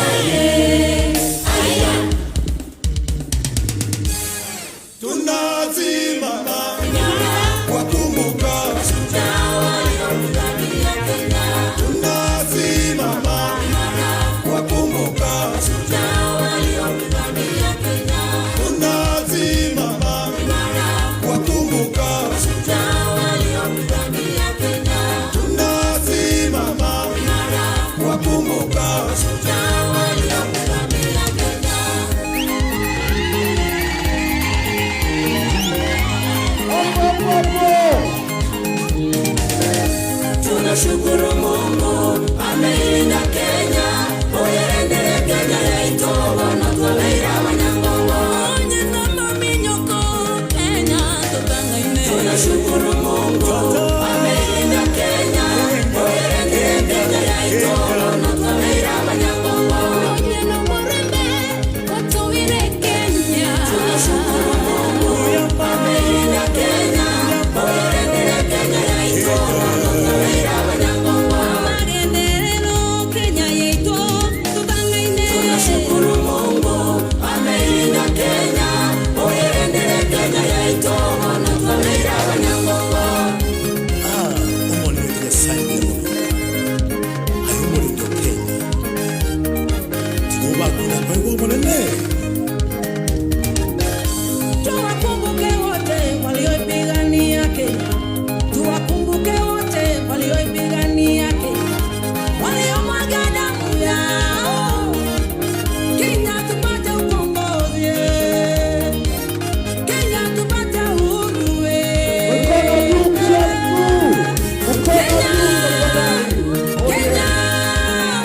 Kenya, nchi yangu. Awatai sabirense yaito, awarangia tugende bindu wato sabirense yaito, nabara ibaito, hiya yetu murara. Baba, tunashukuru, maana umetupa afya, nchi yetu ni nzuri, ndio maana tumekuja kwako tukisema upewe sifa. Tunashukuru Mungu ameilinda Kenya, oyerendere Kenya yaito bono twabeira abanyangongo. Kenya, tunashukuru Mungu ameilinda Kenya, oyerendere Kenya yaito bono twabeira abanyangongo. Onyeme kibara kiro mwenyenyo, onyeme boremi mweroreire, chingiti choro sana basongo bachaberorera. Kenya eze yaito, Kenya nize omorega. Kata muyama no zenge tuyo bosukole, tuyo busasa mwana sense gaya Kenya. Kata muyama no, kata muyama no, kata muyama no, kata muyama no. Tunashukuru Mungu ameilinda Kenya, oyerendere Kenya yaito bono twabeira abanyangongo. Bono twabeira abanyangongo. Bono twabeira abanyangongo. Bono twabeira abanyangongo. Bono twabeira abanyangongo. Bono twabeira abanyangongo. Bono twabeira abanyangongo. Itwe n'abanyangongo. Bono twabeira abanyangongo. Kenya tuna abanyangongo. Bono twabeira abanyangongo. Kenya tuna abanyangongo. Bono twabeira abanyangongo. Itwe n'abanyangongo. Bono twabeira abanyangongo. Itwe n'abanyangongo. Bono twabeira abanyangongo. Pina abanyangongo. Bono twabeira abanyangongo. Twabeira abanyangongo. Bono twabeira abanyangongo. Abanyangongo. Bono twabeira abanyangongo. Kenya twese abanyangongo. Bono twabeira abanyangongo. Aki twese abanyangongo. Wapi makofi jamani? Yes, hao ndio mashujaa wetu, watoto wetu hapa. Na mimi nataka niulize, mulipenda? Mulipenda sisikii? Bila shaka walipenda, manake mimi ni muda mrefu tangu niweze Ulibambika? kabisa. Na kama ulibambika hapa Kisii tunasema abuo. Nikisema abuo unasema abuo abuo abuo abuo abuo.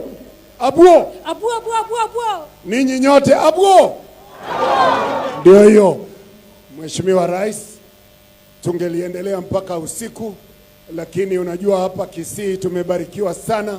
Mvua inanyesha, jua linachomoka, hatujui mvua itaanguka kitambo gani.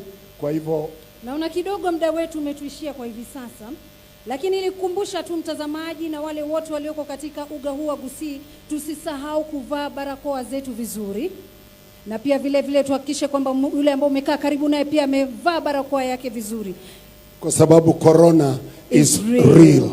Kwa niaba ya mwenzangu Shujaa Lulu Hassan naye Fredo Bachi Machoka, the blackest man in Black Africa, tunasema shukran sana. Na tuna handover sasa kwake ndugu Gitone ili aweze kuendelea na ratiba nyingine. Happy Mashujaa Day. Asante sana wenzangu Mashujaa, Uncle Fred na Lulu Hassan. Mheshimiwa Rais, naomba unikubalie sasa ili tuweze kuingia katika taswira jinsi mambo yalivyo. Ni muombe gavana wa jimbo la Kisii, Mheshimiwa James Ongwae, aweze kutukaribisha katika jimbo hili na vile vile aweze kutuvalia njuga kipindi ambacho kimesalia. Karibu gavana wetu.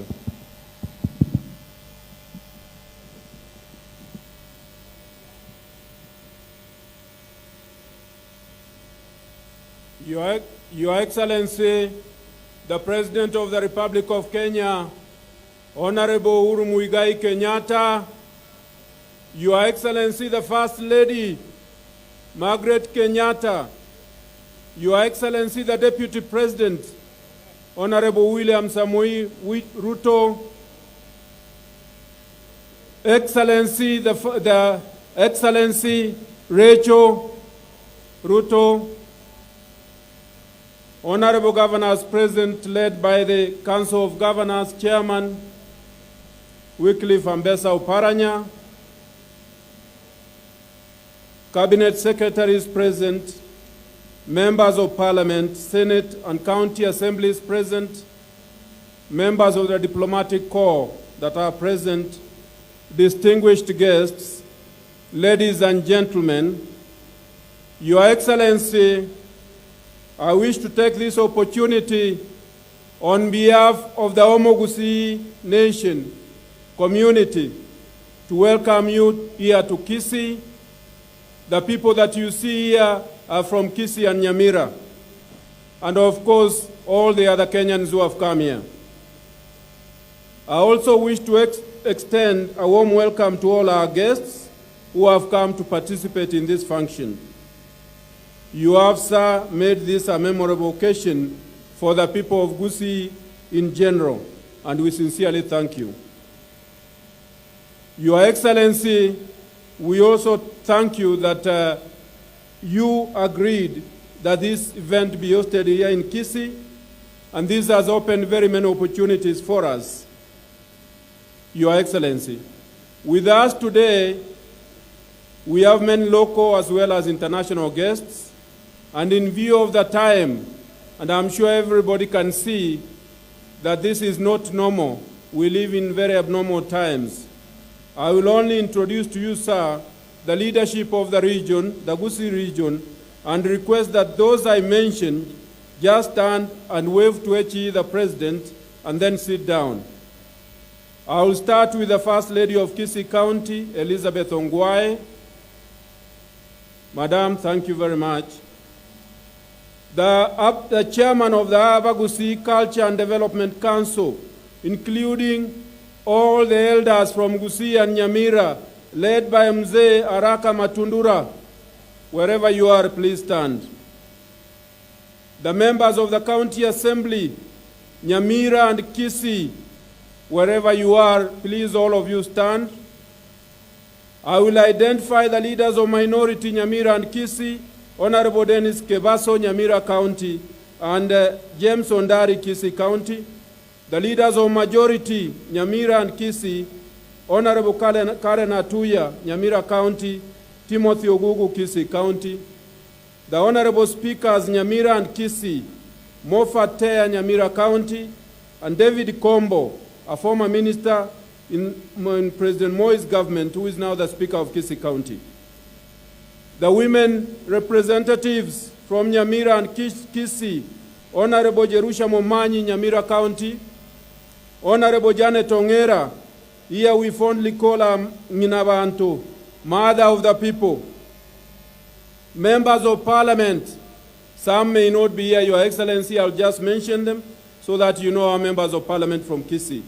Honorable Shadrach Mose, Kitutu Masaba, Honorable Vincent Kemosi, West Mogrango, Honorable Joash Nyamoko, North Mogrango, and Honorable Ben Momanyi, the consummate politician from Nyamira and Borabu.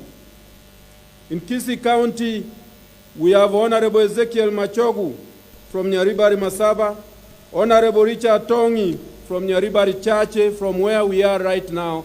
This is Nyaribari Chache, Your Excellency. Honorable Innocent Obiri Bobasi, Honorable Oro Yoka Bonchari, Honorable Alpha Miruka Bomachoge Chache, Honorable Professor Zadok Ogutu Bomachoge Borabu, Honorable Silvanus Yosoro South Mogirango, Honorable Richard Onyonka, Kitutu Chache South, and Honorable Jimmy Angwenyi. I think that probably the second longest serving MP in the Republic of Kenya from Kitutu Chache North. Our Honorable Senators, Honorable Kongo Mogeni, Nyamira County, Honorable Professor Sam Ongeri, our Mzee of Politics, and who is here today, Honorable Ongeri, our governors present, led by our chair of the Council of Governors, and also the governor of Kakamega, Honorable Wycliffe Oparanya. Thank you very much. Honorable Cyprian Awiti, the governor of Homa Bay. Honorable Zachary Obado, the governor of Migori. Honorable Professor Anyang' Nyong'o, the governor of Kisumu. Your Excellency, those are the governors who are present. And of course, Nyagarama, I've left him for later. Honorable Nyagarama from Nyamira. My brother Nyagarama, I would have wished to call you here to speak, but I will just tell His Excellency the President that you have requested that he also visits Nyamira. We also have my Deputy Governor, Honorable Joash Mangi. Your Excellency, I'm cognizant of the fact that this is a national function, and it will be inopportune on my part to use this platform to bring requests that relate either to Nyamira or Kisii County, which I'm sure my people here and our people from Kisii would have wished that I do so. But this is a national function, it's not about Kisii or Nyamira. We did meet you, Your Excellency, at State House, and we communicated our requests, and I know that you are aware of all those requests.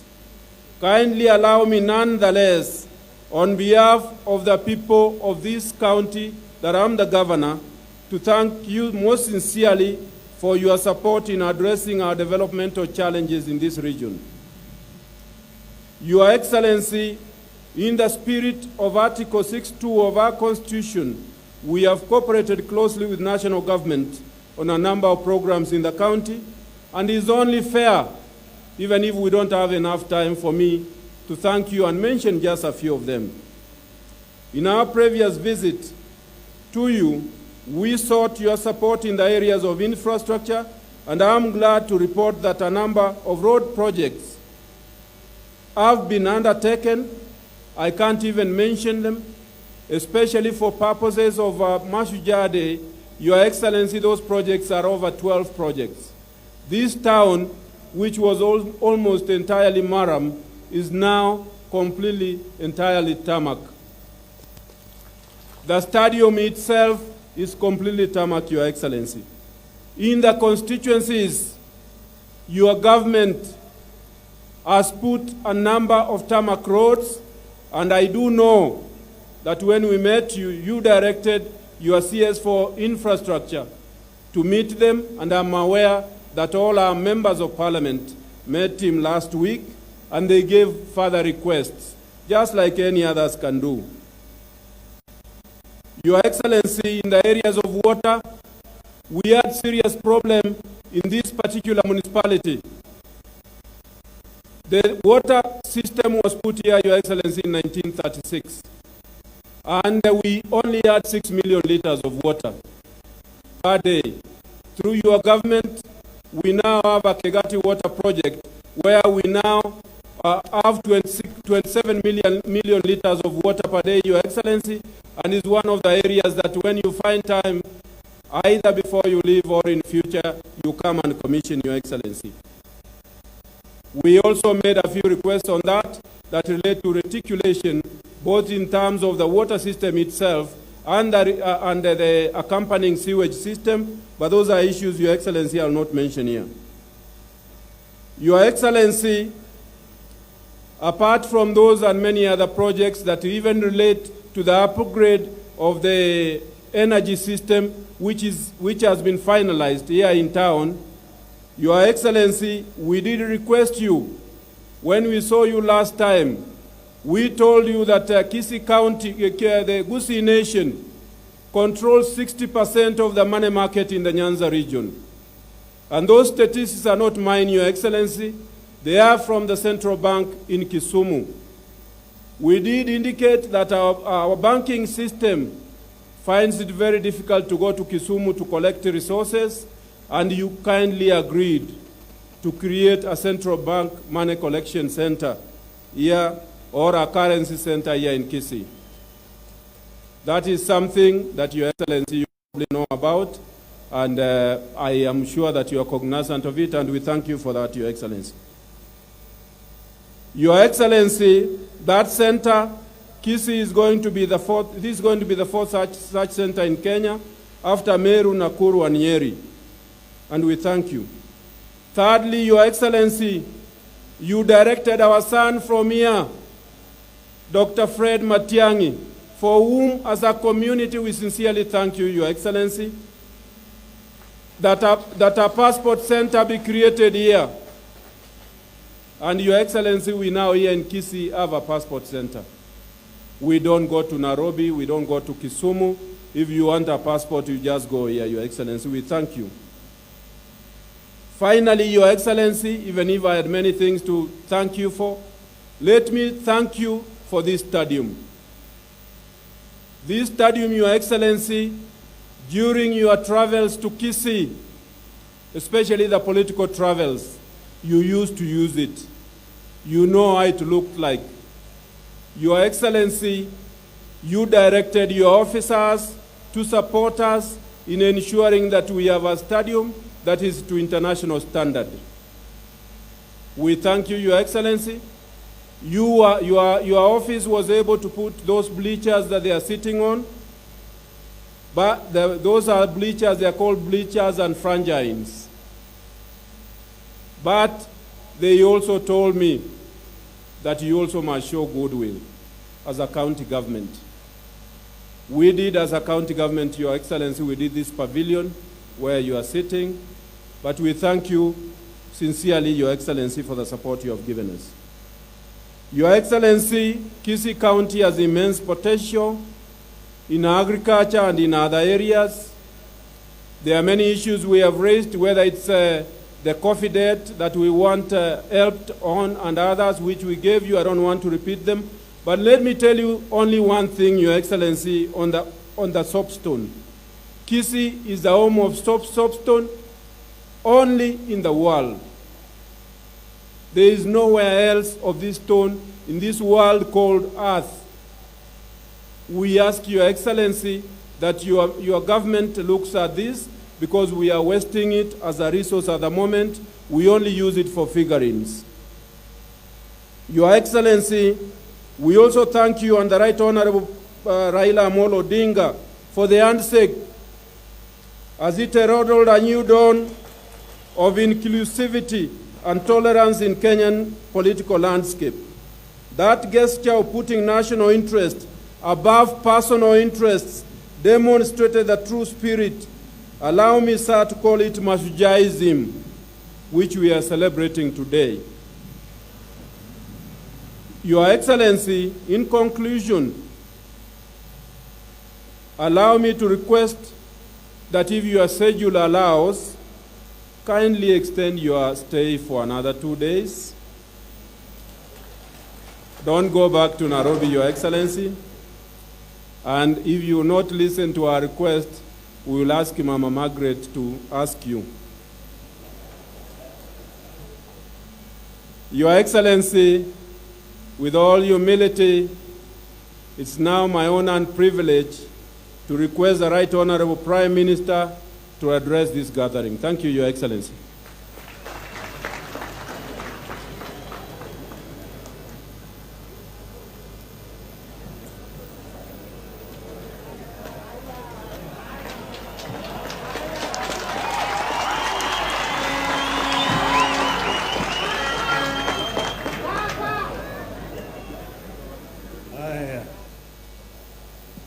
Your Excellency, the President of the Republic of Kenya, Honorable Uhuru Muigai Kenyatta, distinguished guests, all protocols observed, ladies and gentlemen, abantu bambinto mbwemure,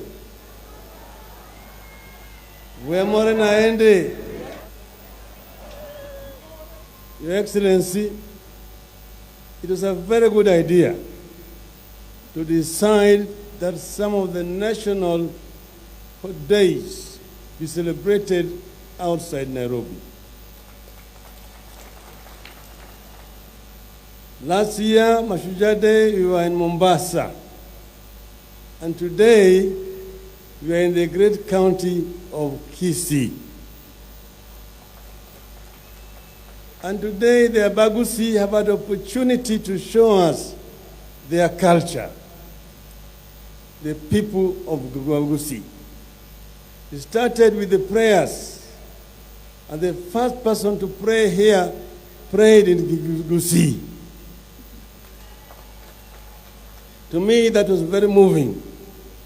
Your Excellency, before the colonialists came here and drew the map which they drew in Berlin to create a country called Kenya, there were people living here who had culture, who had also religion, who also knew God.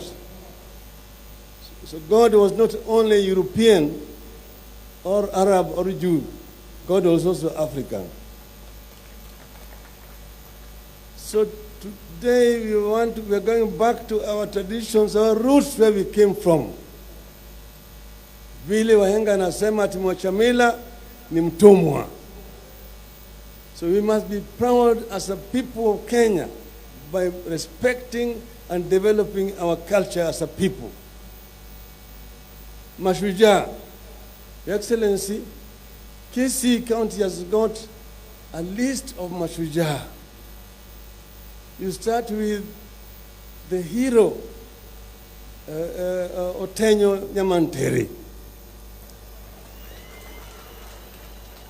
Otenyo Nyamantere, Your Excellency, was a hero who resisted colonial domination, taking Kisii cows out to go and slaughter and auction them.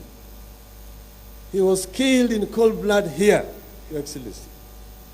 It is also here in Kisii where that hero lady, Mekatilili Wamenza, was brought and imprisoned here.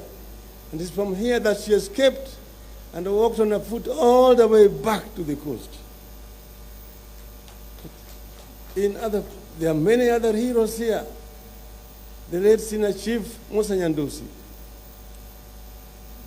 Mrs. Lawrence Sagini, Mrs. Samuel Nyamweya. These are people who participated in the liberation struggle of our country. We had other heroes, George Museti Anyona. There's another one, it's called George Morara, who was not fully recognized. Your Excellency, I met the daughter of George Morara. She's called Sandy Morara. She's somewhere here in the crowd. And she told me that her father has been remembered in Mombasa with the street, Nairobi, also there's George Morara Street, Nakuru, Kisumu, but they don't have anything here in Kisii. So I'm challenging the governor to name a street or something here in Kisii in honor of George Morara. Great athletes, Your Excellency. When we were growing up, Nyandike Mayoro was the great athlete here. Arerian Entia. Your Excellency Nyadika Mayoro, Baratonjero Teach, and Kibet Boyd, and Paulo Diambo participated in the Olympics in Melbourne in 1956. Arere Anentia won the Commonwealth gold medal in 880 yards. Then the first Kenyan to win an Olympic gold medal, Naftali Temu, came from here. The team of Kenyans who won the first gold medal in 4x400 meters relay, Robert Ouko, Charles Asati, Ezekiel Nyamau, and then Paul Sang. And that list is long and long. Daniel Mwanza. And then, we have the great lady, Helen Obiri. From here. So, Your Excellency, this is a land of heroes in our country who need to be remembered and need to be supported. Finally, Your Excellency, it was here in this stadium last year where we came after we had one day of a conference with all the leaders from Nyanza. Here, the leaders here, the Luos were here, the Kisis, and the Couriers. They all met here. Abagusi talked here about the issues here, agriculture, the soapstone industry, the mineral industry, Your Excellency. They all talked about it. The Luos talked about fishing, about the cane, and about the cotton industries in the region. And the Couriers also brought here issues that I feel very strongly about, including having some kind of full recognition as a people in Migori County. So, Your Excellency, the BBI reggae was launched here in Kisii Stadium.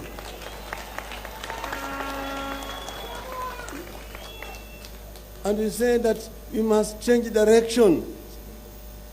For 56 years, you have followed one direction, but with not very many results. So we need to look at what else is there which is missing. The Project Kenya can move forward as envisioned by the founding fathers of our nation. United, God should bless us. We should dwell in unity, peace and liberty, and plenty should be found within our borders. From here, Your Excellency, the BBI train moved to Kakamega Ingo, then to Mombasa, then to Kitui, then to Narok, then to Garissa, then to Meru.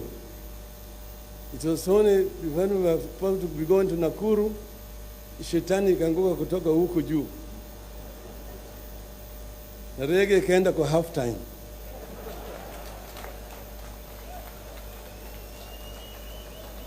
Lakini sasa half time imekwisha, wachezaji wameshanyoroshwa, wameshapata mafunzo, tena wamepata massaging, sasa wanarudi kwa kiwanja, Your Excellency. Wewe mwenyewe ndio utasema hii njia tunataka kufuata sasa kwa kutoka hapa. Because nobody can stop reggae. Asante sana.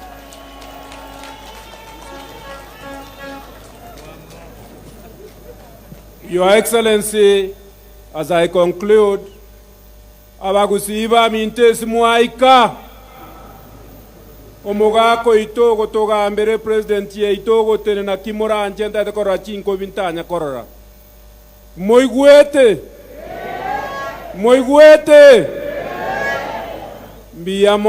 mbiamono nani nyasaba koni. Your Excellency, you built a state house here, a state lodge. I'm kindly requesting on behalf of these Kisiis that be gazetted as a state lodge, and that during the weekends when you feel that you are tired, we have a golf course here, Your Excellency. You just drop there, nobody will know. I don't even need to know, Your Excellency. That's your house. You drop there at your pleasure, Your Excellency. With your permission, Your Excellency, it's now my singular honor and pleasure to invite our Deputy President, Honorable William Samoei Ruto, to come and talk.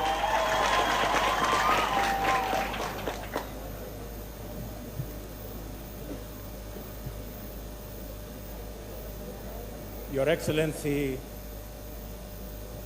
President Uhuru Kenyatta, President and Commander-in-Chief of the Armed Forces of the Republic of Kenya, Your Excellency Mama Margaret Kenyatta, our First Lady, Your Excellency Ambassadors and High Commissioners, my fellow leaders present here from the national and county level, distinguished ladies and gentlemen, abantu bami into mboyamore naende. Bwana Yesu asifiwe. Asanteni sana. Mheshimiwa Rais, wakati uliamua ya kwamba sherehe za kitaifa baadhi yao itafanywa katika makaunti, ilikuwa ni uamuzi wa busara. Ndio sababu leo tunaandika historia hapa Kisii Stadium kwamba sherehe ya kitaifa ya kwanza tangu tupate uhuru wa Kenya inafanyika tarehe hii hapa Kisii, hapa Kisii Stadium.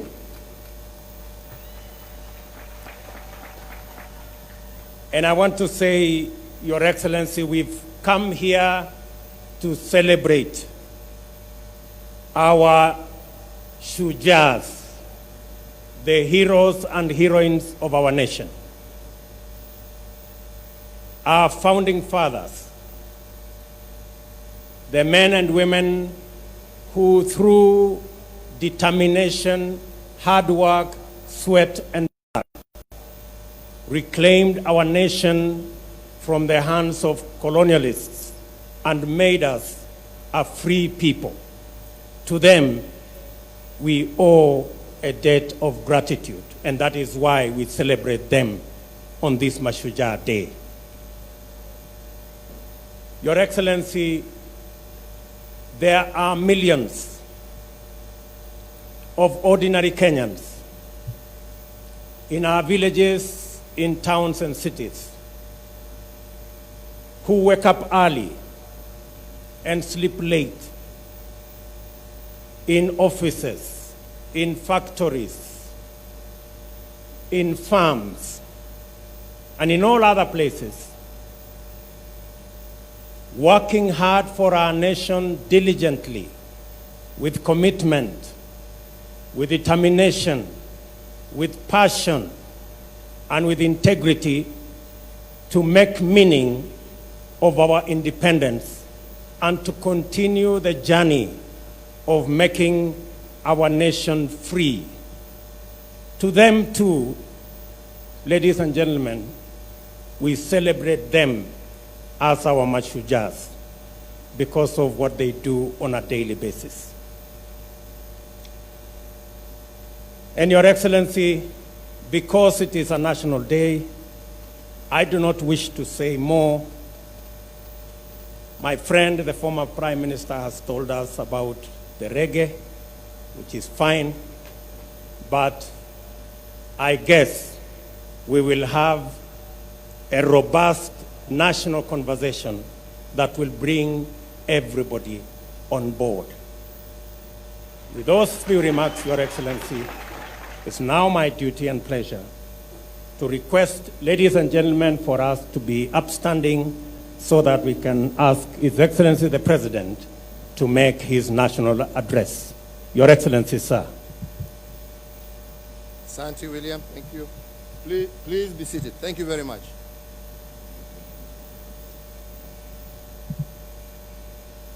Fellow Kenyans, ladies and gentlemen, Let me begin by wishing each and every one of you a happy Mashujaa Day. And let me also, at the very onset, thank you, the Abagusi, for the warm reception that we have received here in Kisii.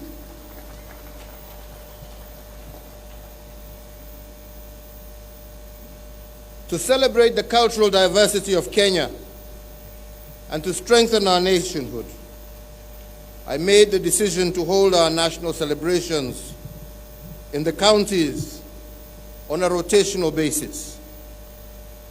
Today, Kisii joins the counties of Nakuru, Nyeri, Machakos, Meru, Kakamega, Narok, and Mombasa in having played host to a national celebration.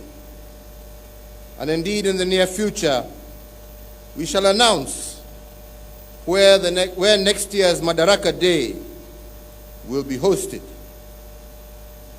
So, fellow Kenyans, we gather here to celebrate 68 years of history and heroism as a country. We are well aware, indeed, as the former Prime Minister mentioned, that the Abagusi community is also not short of heroes.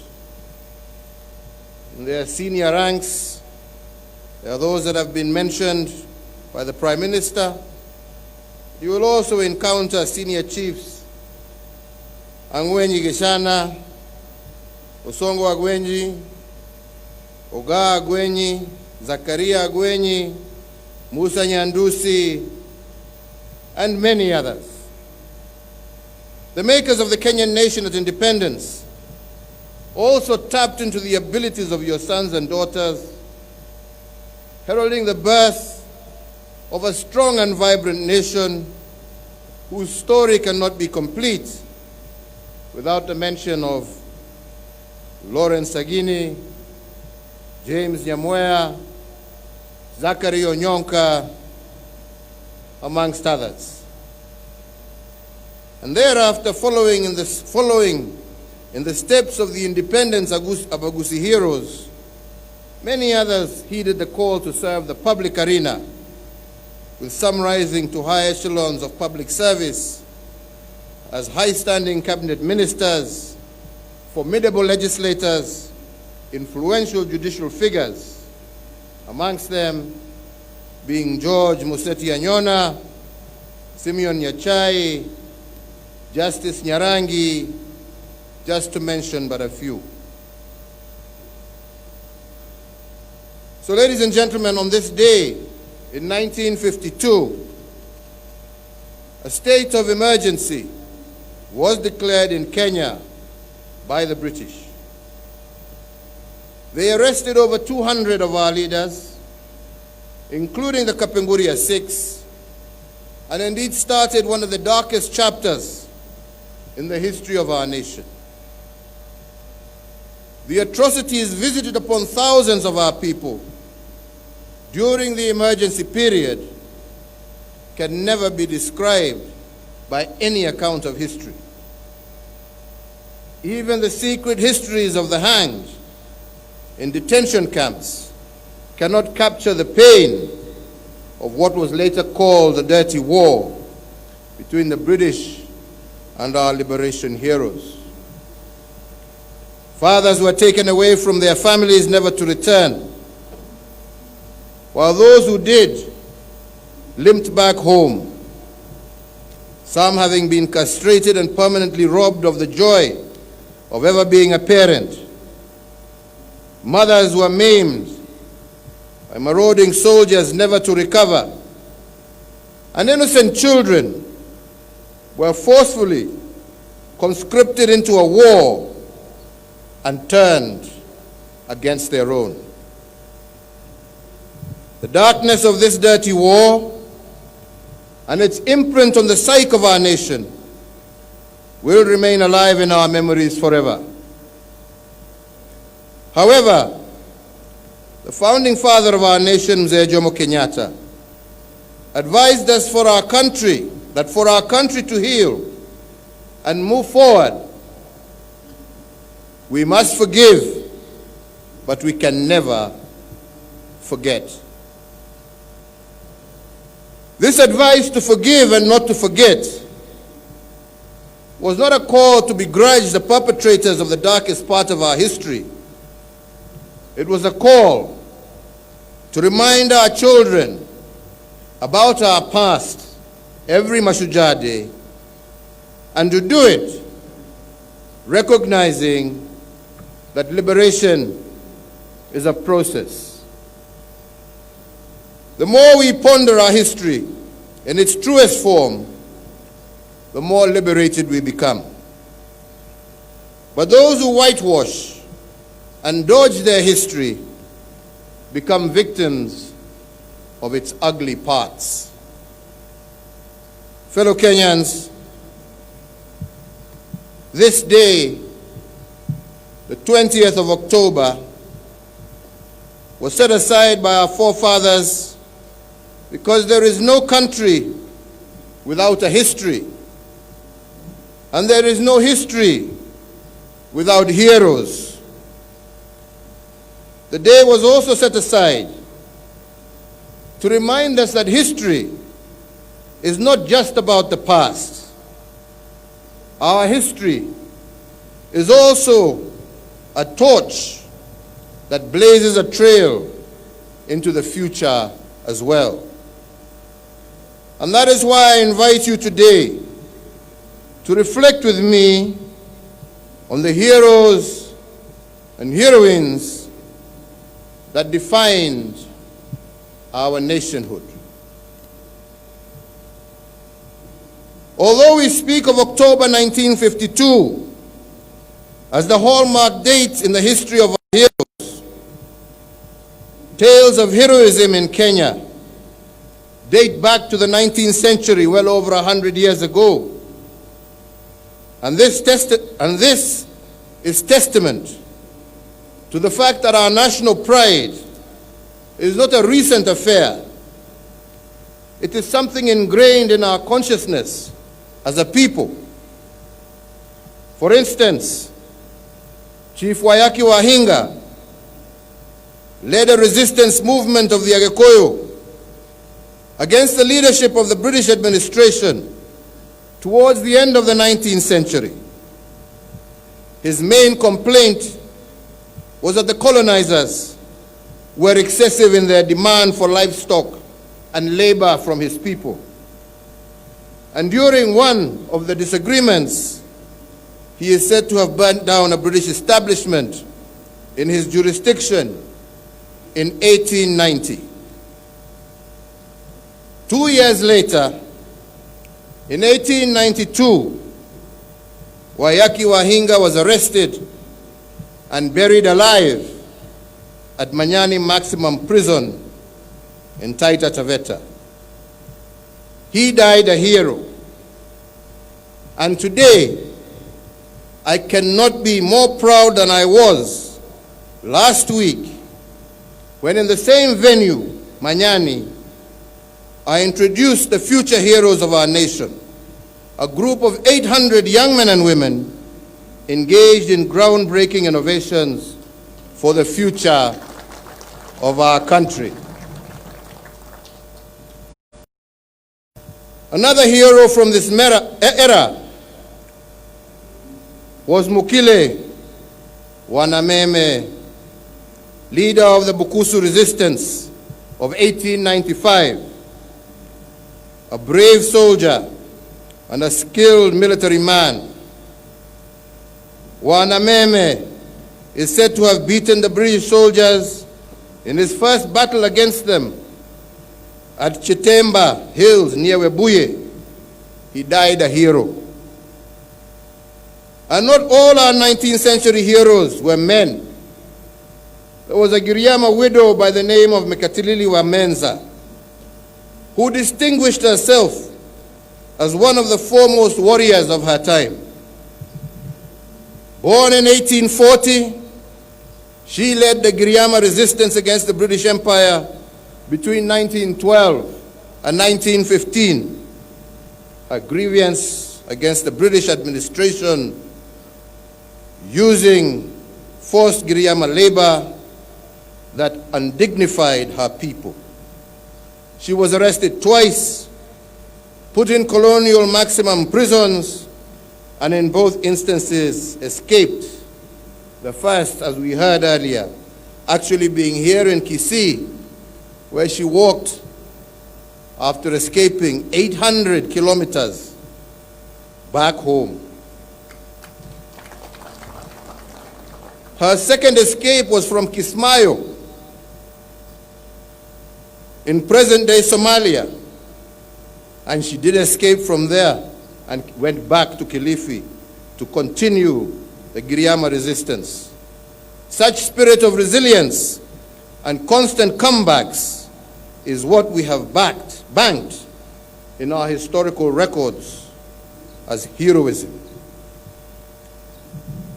A new generation of liberation leaders, inspired by these 19th century heroes, emerged from the 1920s. They included, amongst others, Jomo Kenyatta, Jaramogi Oginga Odinga, Harry Thuku, Achieng' Oneko, Daniel Arap Moi, Masinde Muliro, amongst others. This generation was more enlightened in Western tactics and began to use pen and paper to advance the cause of the African people. This is the generation that laid the foundation stone for our modern nation state, and that is why we call them the founding fathers of this nation. In the late 1940s, a new generation who had fought side by side with British soldiers during the Second World War emerged. This generation was heroic on many accounts. They fought the Mau Mau War against the British Empire and won. And thereafter, together with the founding fathers, they negotiated and drafted our constituting instruments for the birth of a new nation, and fundamentally, they started the journey of founding our nationhood from scratch. But what enduring lessons can we highlight as a nation from the examples of these ordinary men and women who became heroes? What must we teach our children every Mashujaa day from the acts of these heroes? These liberation heroes were people who sacrificed themselves for an ideal bigger than themselves. These heroes, some of them buried in unmarked graves, understood that there is no weapon more lethal than the will of a free people. They sacrificed for this high ideal, negotiated when they had to, but they never surrendered. Their resolve remained unbroken and unbowed. Some historians have argued that these heroes were extraordinary people, but nothing can be further from the truth. These veterans were ordinary people who became extraordinary because of the choices they made. They did not start out as heroes who did big things. Their heroism was only revealed as they stubbornly confronted obstacles that stood in their path to freedom. They only became heroes moment by moment as the liberation of our country from the shackles of colonialism unfolded.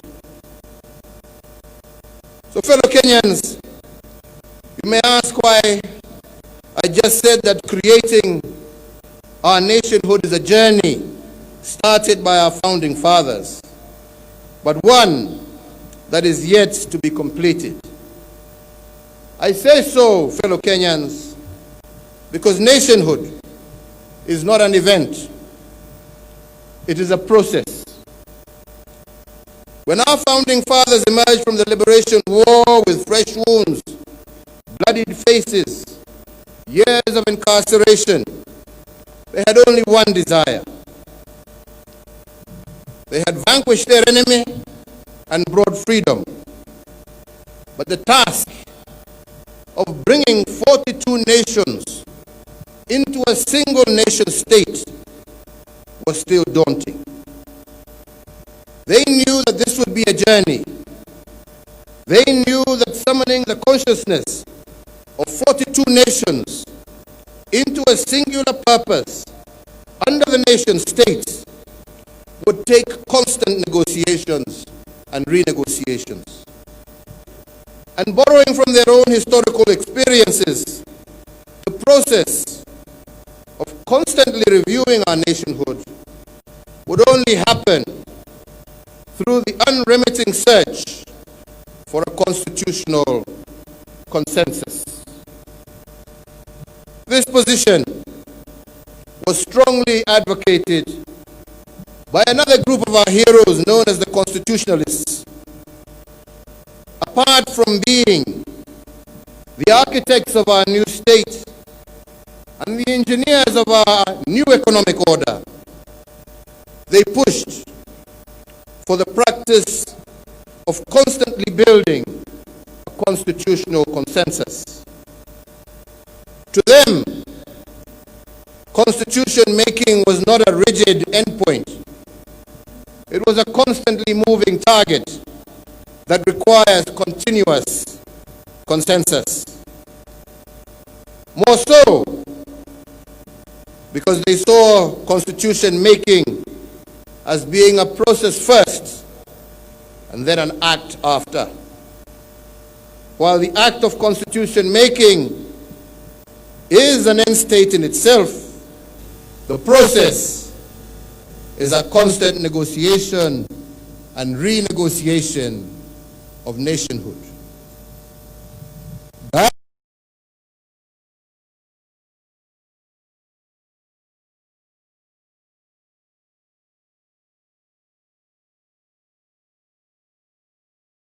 consensus. And their mantra in this search was best captured by the former Vice President Joseph Murumbi when he said, and I quote, "There is nothing wrong with Kenya that cannot be fixed by what is right with Kenya." End of quote. If the Littleton Constitution of 1954 was wrong, it was made right by the Lennox-Boyd Constitution of 1958.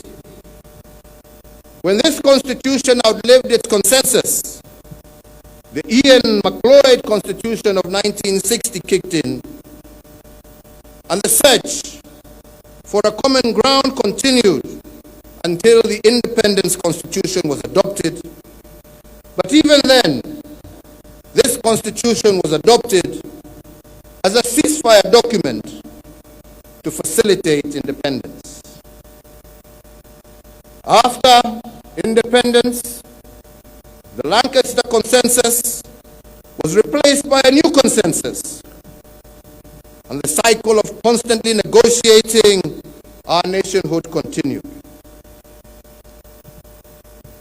So, ladies and gentlemen, when I cautioned against constitutional rigidity in my Madaraka Day address this year, this is exactly what I meant. Our founding fathers and our constitutional heroes did not intend our constitutional order to enslave us. They constructed it to serve us. And when it ceased to serve us, we are meant to borrow from the examples of our founding fathers and rethink it. More so, if the national question of the day requires a constitutional settlement. Fellow Kenyans, our country is staring at a constitutional moment. And the national question goes back to the advent of our multi-party system. For indeed, it was after the reintroduction of political pluralism in 1992 that negative politics began to dominate our national arena. The question at hand, and one requiring a constitutional consensus, is therefore, how do we as a people, as a nation, resolve the winner-take-all situation within a context of competitive politics as required by democratic practice? And how do we ensure we fulfill our democratic credentials without tearing apart the diversity of our nation? The question of us versus them must come to an end, fellow Kenyans.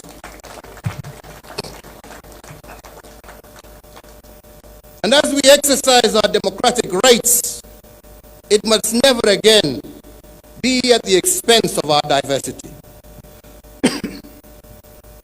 The cardinal principle must always be our unity in diversity.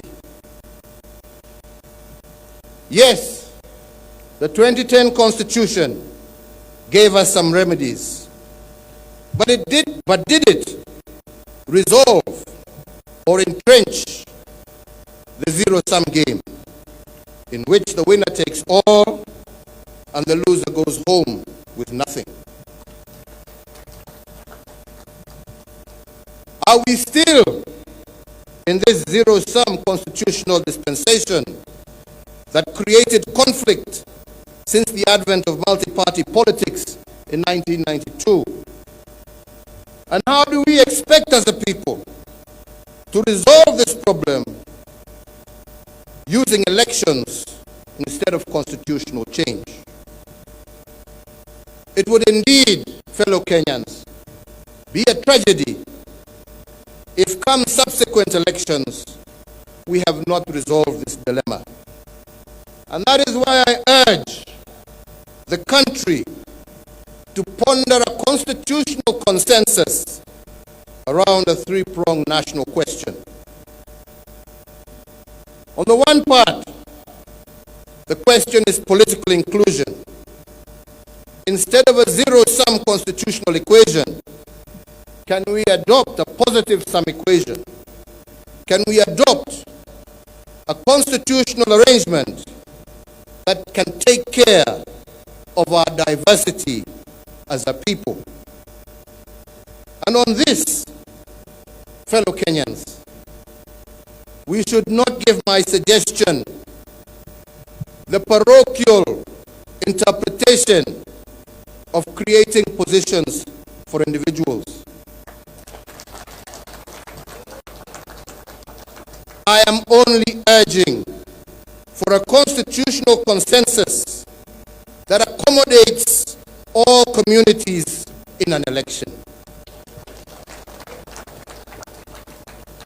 A consensus that makes it possible for any Kenyan to lead this country working hand in hand with his or her brothers and sisters from across the nation.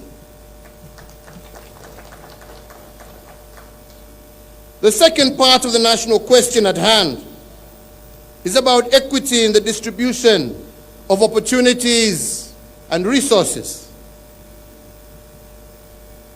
Our political practice, unfortunately, has been such that resources and opportunity go to those occupying positions of authority. And that is why elections are so divisive and emotive. But it is possible for us to entrench the principles of equity in the distribution of resources and opportunities in the Constitution. This way, it is the Constitution, not individuals, who will guarantee that no one is excluded or left behind. The third part of the national question speaks to the contestations and violence every electoral cycle. 1 year before every election, the economy shuts down as it anticipates the turns and twists of the election. 1 year after the election, the economy is still on a go-slow as markets wrap themselves around the emerging political constellations.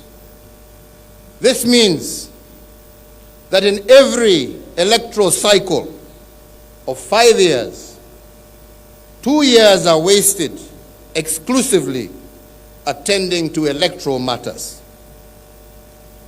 Fellow Kenyans, the quest to liberate our land was also fueled by our desire to drive hunger, ignorance, disease, and unemployment from our midst.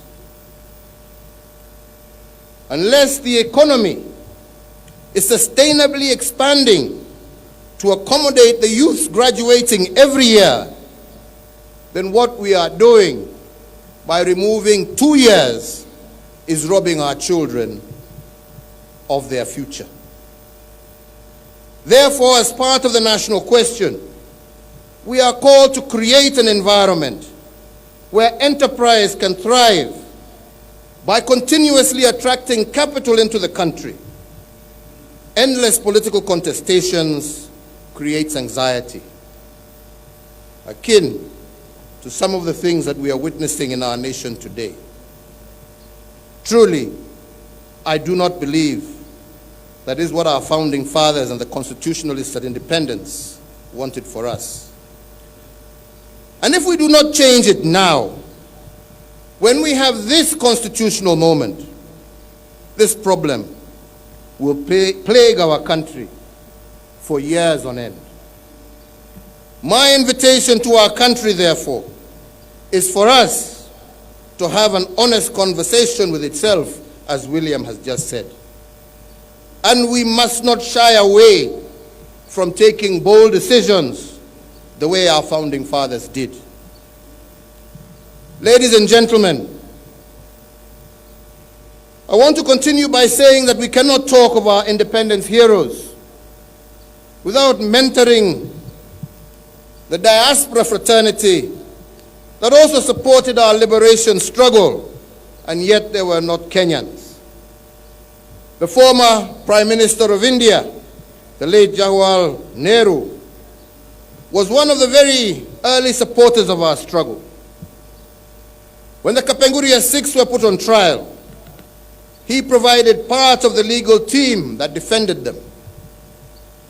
His rationale was that the liberation struggle anywhere in the colonies was a struggle to liberate the human spirit first and to gain self-rule second. The other diaspora heroes of our liberation included the leadership of the Pan-Africanist movement. And indeed this week marks the 75th year since the 5th Pan-African Conference was held in Manchester between the 16th to the 21st of October 1945. In attendance were men like W.E.B. Du Bois, who presided over the sessions, men like George Padmore, Kwame Nkrumah, Ras Makonnen, Wallace Johnson, C.L.R. James, and Jomo Kenyatta. This conference pledged to support the liberation movement in Kenya, and indeed they stayed the course. The spirit of Pan-Africanism, imagination, brotherhood without borders, and the craving for an African renaissance is one we need to recapture as we celebrate our diaspora heroes today. We must remember that our founding fathers were Pan-Africanists, and to uphold their vision we must support the African dream of working together, living together, and building the unity of the African continent.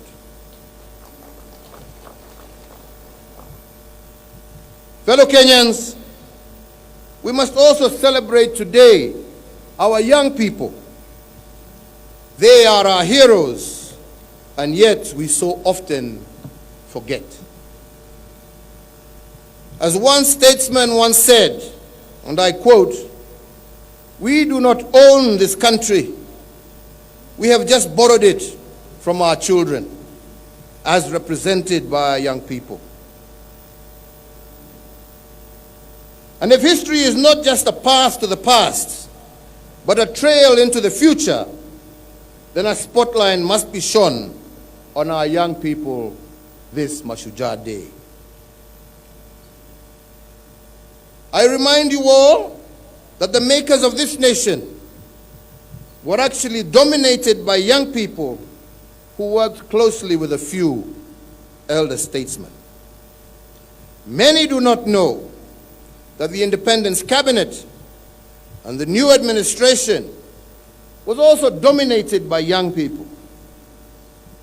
Many also do not realize that the first draft of sessional paper number 10 of 1965, which became the blueprint vision of our economy, was written by a 29-year-old technocrat known as Japheth Shamala. These young men were not extraordinary. They became our independence heroes because they made more opportunities out of the little they had been given. Instead of focusing on the hardships of building a new nation from ground up, they focused on the possibilities. The Independence War had taught them that energy flows where attention goes. They had learned from the struggle that what you focus on grows, and the words you utter become flesh. Our young liberators became heroes because they focused on what could be done and not the obstacles that stood in their way. Their attention was on the positive, and the words they uttered about their country were full of optimism. This attitude of positive energy made most of them heroes because they dared to do the impossible. And here is a lesson to our young people today. As I said in my Madaraka Day address, our nation, Kenya, is still a work in progress. It has its good and its bad. It has its ugly, but it also has its sweet. If our attention as a people and a nation always reverts to the bad and the ugly, all energy will flow to the negative, and we will just become a nation of angry, disillusioned people. But the young people who embrace the positive and the possible will emerge heroes and makers of things. So therefore, a good starting point for all our young people is to look for a problem and solve it. And if you solve a problem, heroism and success will naturally follow you. And I have 3 recent examples to illustrate this here in Kenya. The first one, last week on Friday, I invited my cabinet and indeed the entire nation as I unveiled a series of transformative programs and projects undertaken by our young people. The team of over 800 young men and women drawn from across the Republic have undertaken seminal programs that include the nationwide airborne geophysical survey, the geospatial project, the cyber project, developed drones, as well as a national security industrial project. These young innovators not only delivered high-quality work, they also did so at a fraction of the said cost. For example, ladies and gentlemen, in respect to the mapping of our national resources under the National Airborne Geophysical Survey, a private firm had quoted to do this at a cost of Kenya shillings 30 billion. But our team of young professionals have programmed to do the job at a cost of Kenya shillings 4 billion.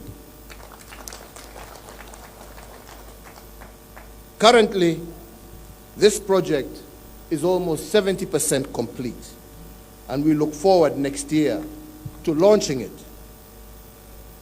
With the completion of this seminal project, the comprehensive geology of our country is now known, and that information will be used to chart a path to prosperity and self-sufficiency for host communities and the wider Kenyan nation. Our young people have similarly completed the mapping of our entire country to the sublocation level, an endeavor that was last undertaken in 1972. Thanks to their efforts, we now have an annotated inventory of all public utilities across the country, all public infrastructure, all schools, both public and private, all hospitals, and all other public utilities, and a description of all physical developments, all the way to the individual home. Mambo ya kuiba mali ya serikali sasa itakuwa ngumu sana. Because of this, the next frontier of e-commerce within our nation will be powered by the national address system that will be rolled out across our nation. The e-commerce trade channel will be serviced with drones made by Kenyans for Kenyans. The second example I want to give is about two engineering students from Jomo Kenyatta University of Agriculture and Technology. The two, Michael Mwasikenyi and Ken Geshira, created an automated weeding robot to help farmers eliminate the need for herbicides in their crops. The robot uses artificial intelligence to discriminate between weeds and crops, and the innovation has a robotic arm for weeding in between the crop rows and a plow-like weeding tool that is dragged by the robot as it passes in between the rows of crops to remove inter-row weeds. This innovation emerged winner of the 2020 Imagine Cup, beating teams from across 9 European, Middle Eastern, and African countries. The innovation is scheduled for presentation at the Imagine World Championship in Seattle, Washington State.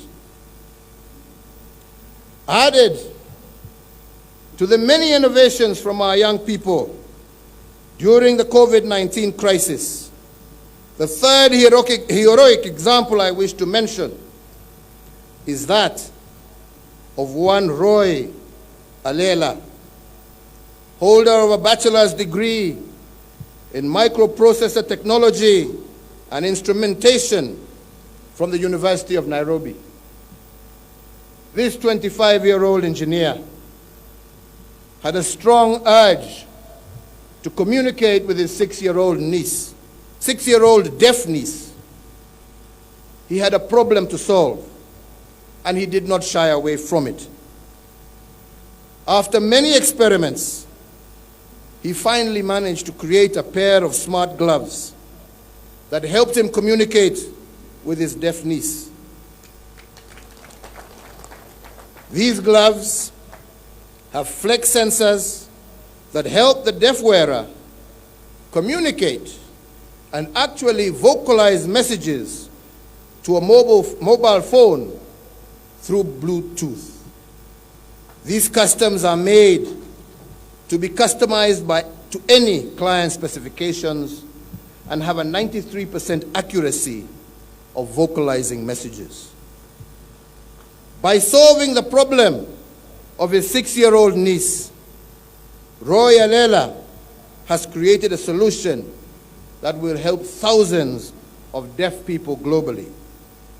This innovation has won the Hardware Trailblazer Award by the American Society of Mechanical Engineers.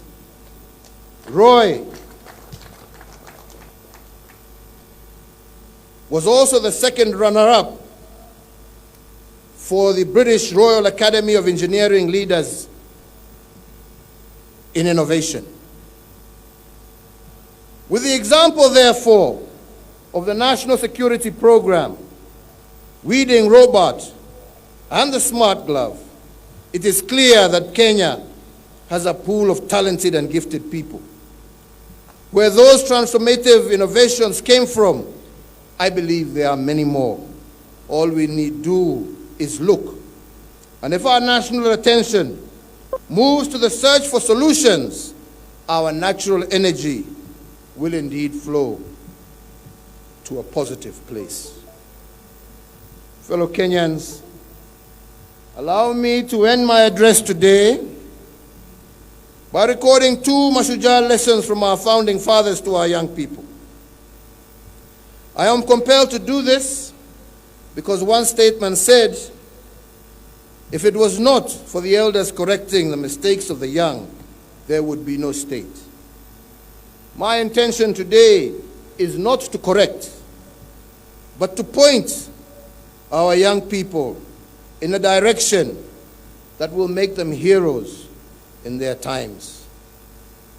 The first lesson from our liberation heroes is that it's got to be me. It's got to be me, and it's got to be me. That is, if anything will happen, it all depends on me.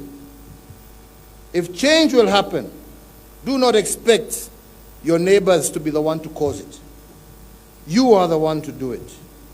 Answer the summons of change and be the driver of that change. All you need do is show up at the arena.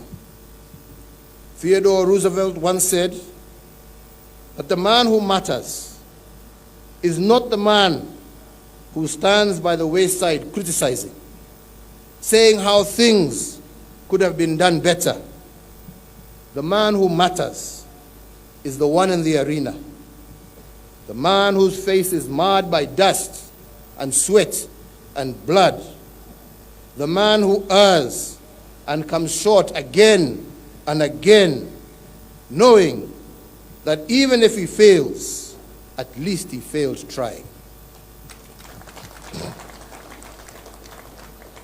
My call to our young people, therefore, is to get off the wayside of pessimism and get into the arena. If the young veterans of war had not heeded the summons of change, we would not be having this Mashujaa Day or the independence that we enjoy today. The second lesson to our young people from the liberation heroes is this: be prepared to pay the price. And I'm using the word price to mean what you pay in exchange for something. The price of our liberation was high, but there was no doubt that our founding fathers were prepared to pay for it. Some of them paid the price with their own lives, but what they got in exchange is far greater than they could ever have imagined. Borrowing from the young veterans of our liberation, my appeal to our young people is not to be afraid of paying the price. If you have a dream, pay the price and the dream will come to you. And if you have a challenge, pay the price and it will resolve itself. And in saying this, I am inspired by the words of Reverend Frederick Donaldson in a sermon he gave almost 100 years ago. In this sermon, he dreaded an emerging culture of not paying the price. A culture characterized by wealth without work, pleasure without conscience, knowledge without character, commerce without morality, science without humanity, worship without sacrifice, and politics without principle. If indeed our founding fathers were young people when they created Kenya, our young people can found a new Kenya in our lifetime. They have what it takes to create a new wave of heroism if they get into the arena prepared to pay the price of dreaming. On my part as your president, I will continue to accord our youth every opportunity to serve in public service. Indeed, the last crop of chief administrative secretaries that I appointed, the vast majority of appointees were in their 20s and 30s. A continuation of my promise to the youth that my government will empower them and give them a greater voice. Ladies and gentlemen, let me also take this opportunity to commend all the young people that are serving their nation, both at national and county level. Our national response to the coronavirus pandemic was fortified by their immense contributions. I also want to thank our valiant, critical, and essential service providers for keeping Kenya going through this difficult time. I also thank our healthcare workers for their heroism, dedication, and selflessness in the midst of the greatest threat to public health in a century. I thank, too, our law enforcement officers, our military, who are keeping Kenyans safe and orderly. Fellow Kenyans, what then is our lesson from our independence heroes this Mashujaa Day? What our heroes taught us is that it is very easy to lose a country. And as your fourth president, I need to remind you that you will have a fifth, a sixth, and even a 10th president, but you have only one Kenya.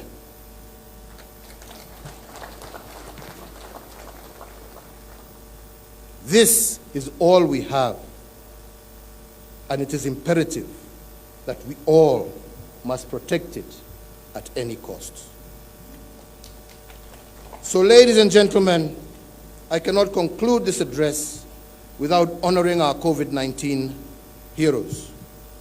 In particular, I want to give special mention to our departed health workers, such as Dr. Doreen Lugliki of Nairobi South Hospital, Clifford Mburia of Kitengela Medical Center, Moses Ringera of the University of Nairobi Health Services, Marian Awor of Rachuonyo Hospital, amongst others. Their memory will forever be engraved on our hearts. These brave souls paid the ultimate price, and like our founding fathers, they teach us that heroes are ordinary people who are made extraordinary by unusual circumstances. Similarly, and given the fear-ridden circumstances our COVID-19 heroes found themselves in, they teach us that heroism is not the absence of fear, it is the conquest of fear. On this day, we are called on to embrace the challenges of our times with courage and fortitude, and to seize the constitutional moment to redefine our future and our shared prosperity. And in so doing, we will live to the call of our founding fathers when they secured our independence. I thank you. Mungu awabariki, Mungu awalinde, Mungu alinde taifa letu la Kenya. Asanteni sana.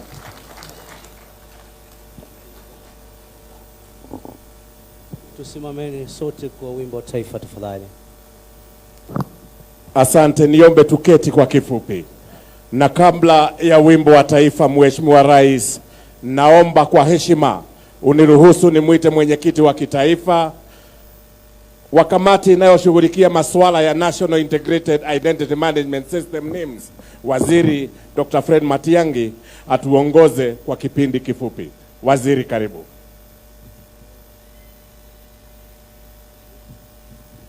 Your Excellency, the President of the Republic of Kenya and Commander-in-Chief of the Kenya Defense Forces, Your Excellency, the First Lady, Your Excellency, the Deputy President, and Mama Rachel Ruto, distinguished guests, ladies and gentlemen, Your Excellency, with your kind indulgence, may I invite the Honorable the Attorney General to join me as we perform this very simple and short ceremony.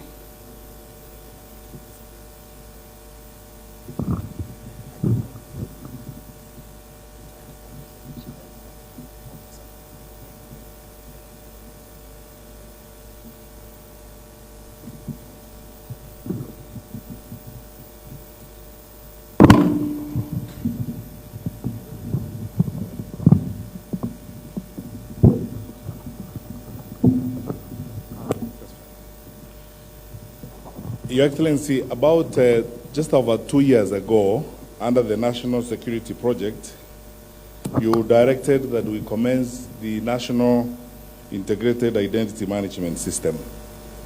The focus has been explained several times before in several occasions.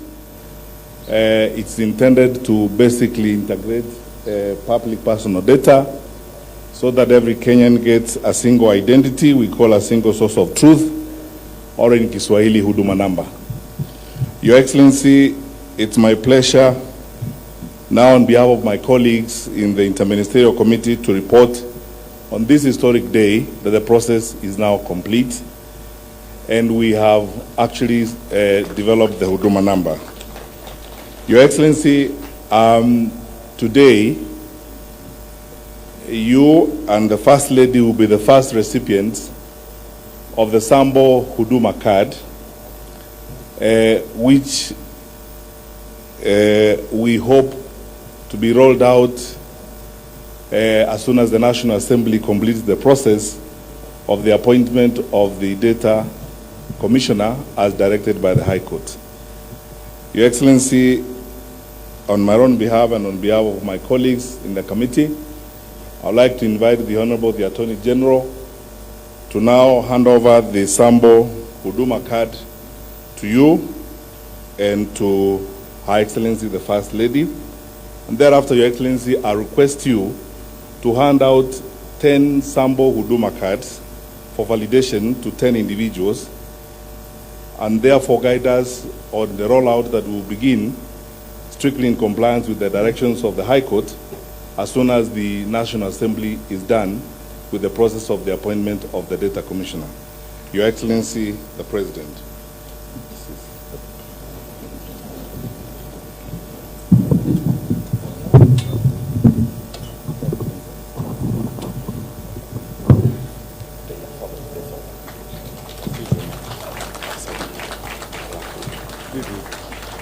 There we have it, huduma number for His Excellency the President and Her Excellency the First Lady. Asante. There we have it. Tuombe sasa Mheshimiwa Rais uweze kupeana ya kwanza kwa Laban Ouru Siro. Tumlete kwa haraka. Laban Evans Amenya Bosire. Alois Mosoti Okero. Sylvester Achuka Mose.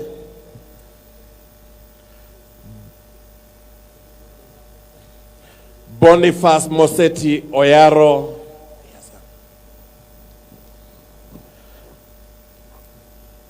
Evans Guaro Nchoga. Kevin Bwire Mubandi. Lawrence Nyanuga Omambia,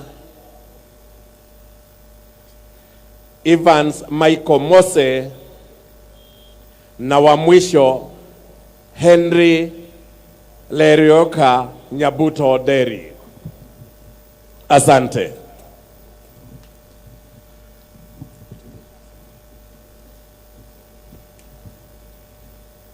Asanteni, nilikuwa tu nataka niongeze tu mambo machache tafadhali, kama mnaweza mketi dakika moja. Mwajua tulianza kazi ya kuhakikisha kila Mkenya ataweza kupata huduma namba yake ambayo itarahisisha vile Mkenya ataweza kupata huduma za serikali kwa njia rahisi. Na vile nilisema wakati tulikuwa kule Manyani, vijana wetu wamekuwa wakifanya kazi kwa bidii na tayari sasa wamemaliza shughuli zao, na sisi kama serikali tuko tayari kuanza sasa kupatia Wakenya kadi zao za huduma, na ndio waweze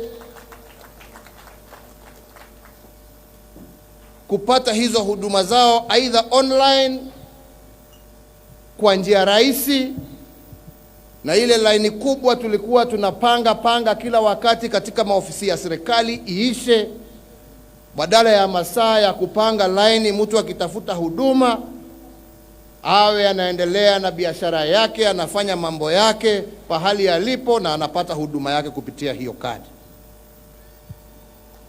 Hiyo na kurahisisha huduma kwa wananchi ndio ilitusababisha tufanye hivi. Kwa hivyo leo mumeona nimewaonesha yangu, na zingine vile tumesema ni sample. Sisi Bwana Spika, tunagojea sasa nyinyi mumalize kazi yenu. Jameni, mumalize kazi yenu na ndio Wakenya waweze kufurahia hali yao. Jameni, au ni namna gani? Wanakemunya, na ningependa tafadhali wajumbe wote wasimame. Tuko na viongozi kwanza. Unajua kuna order.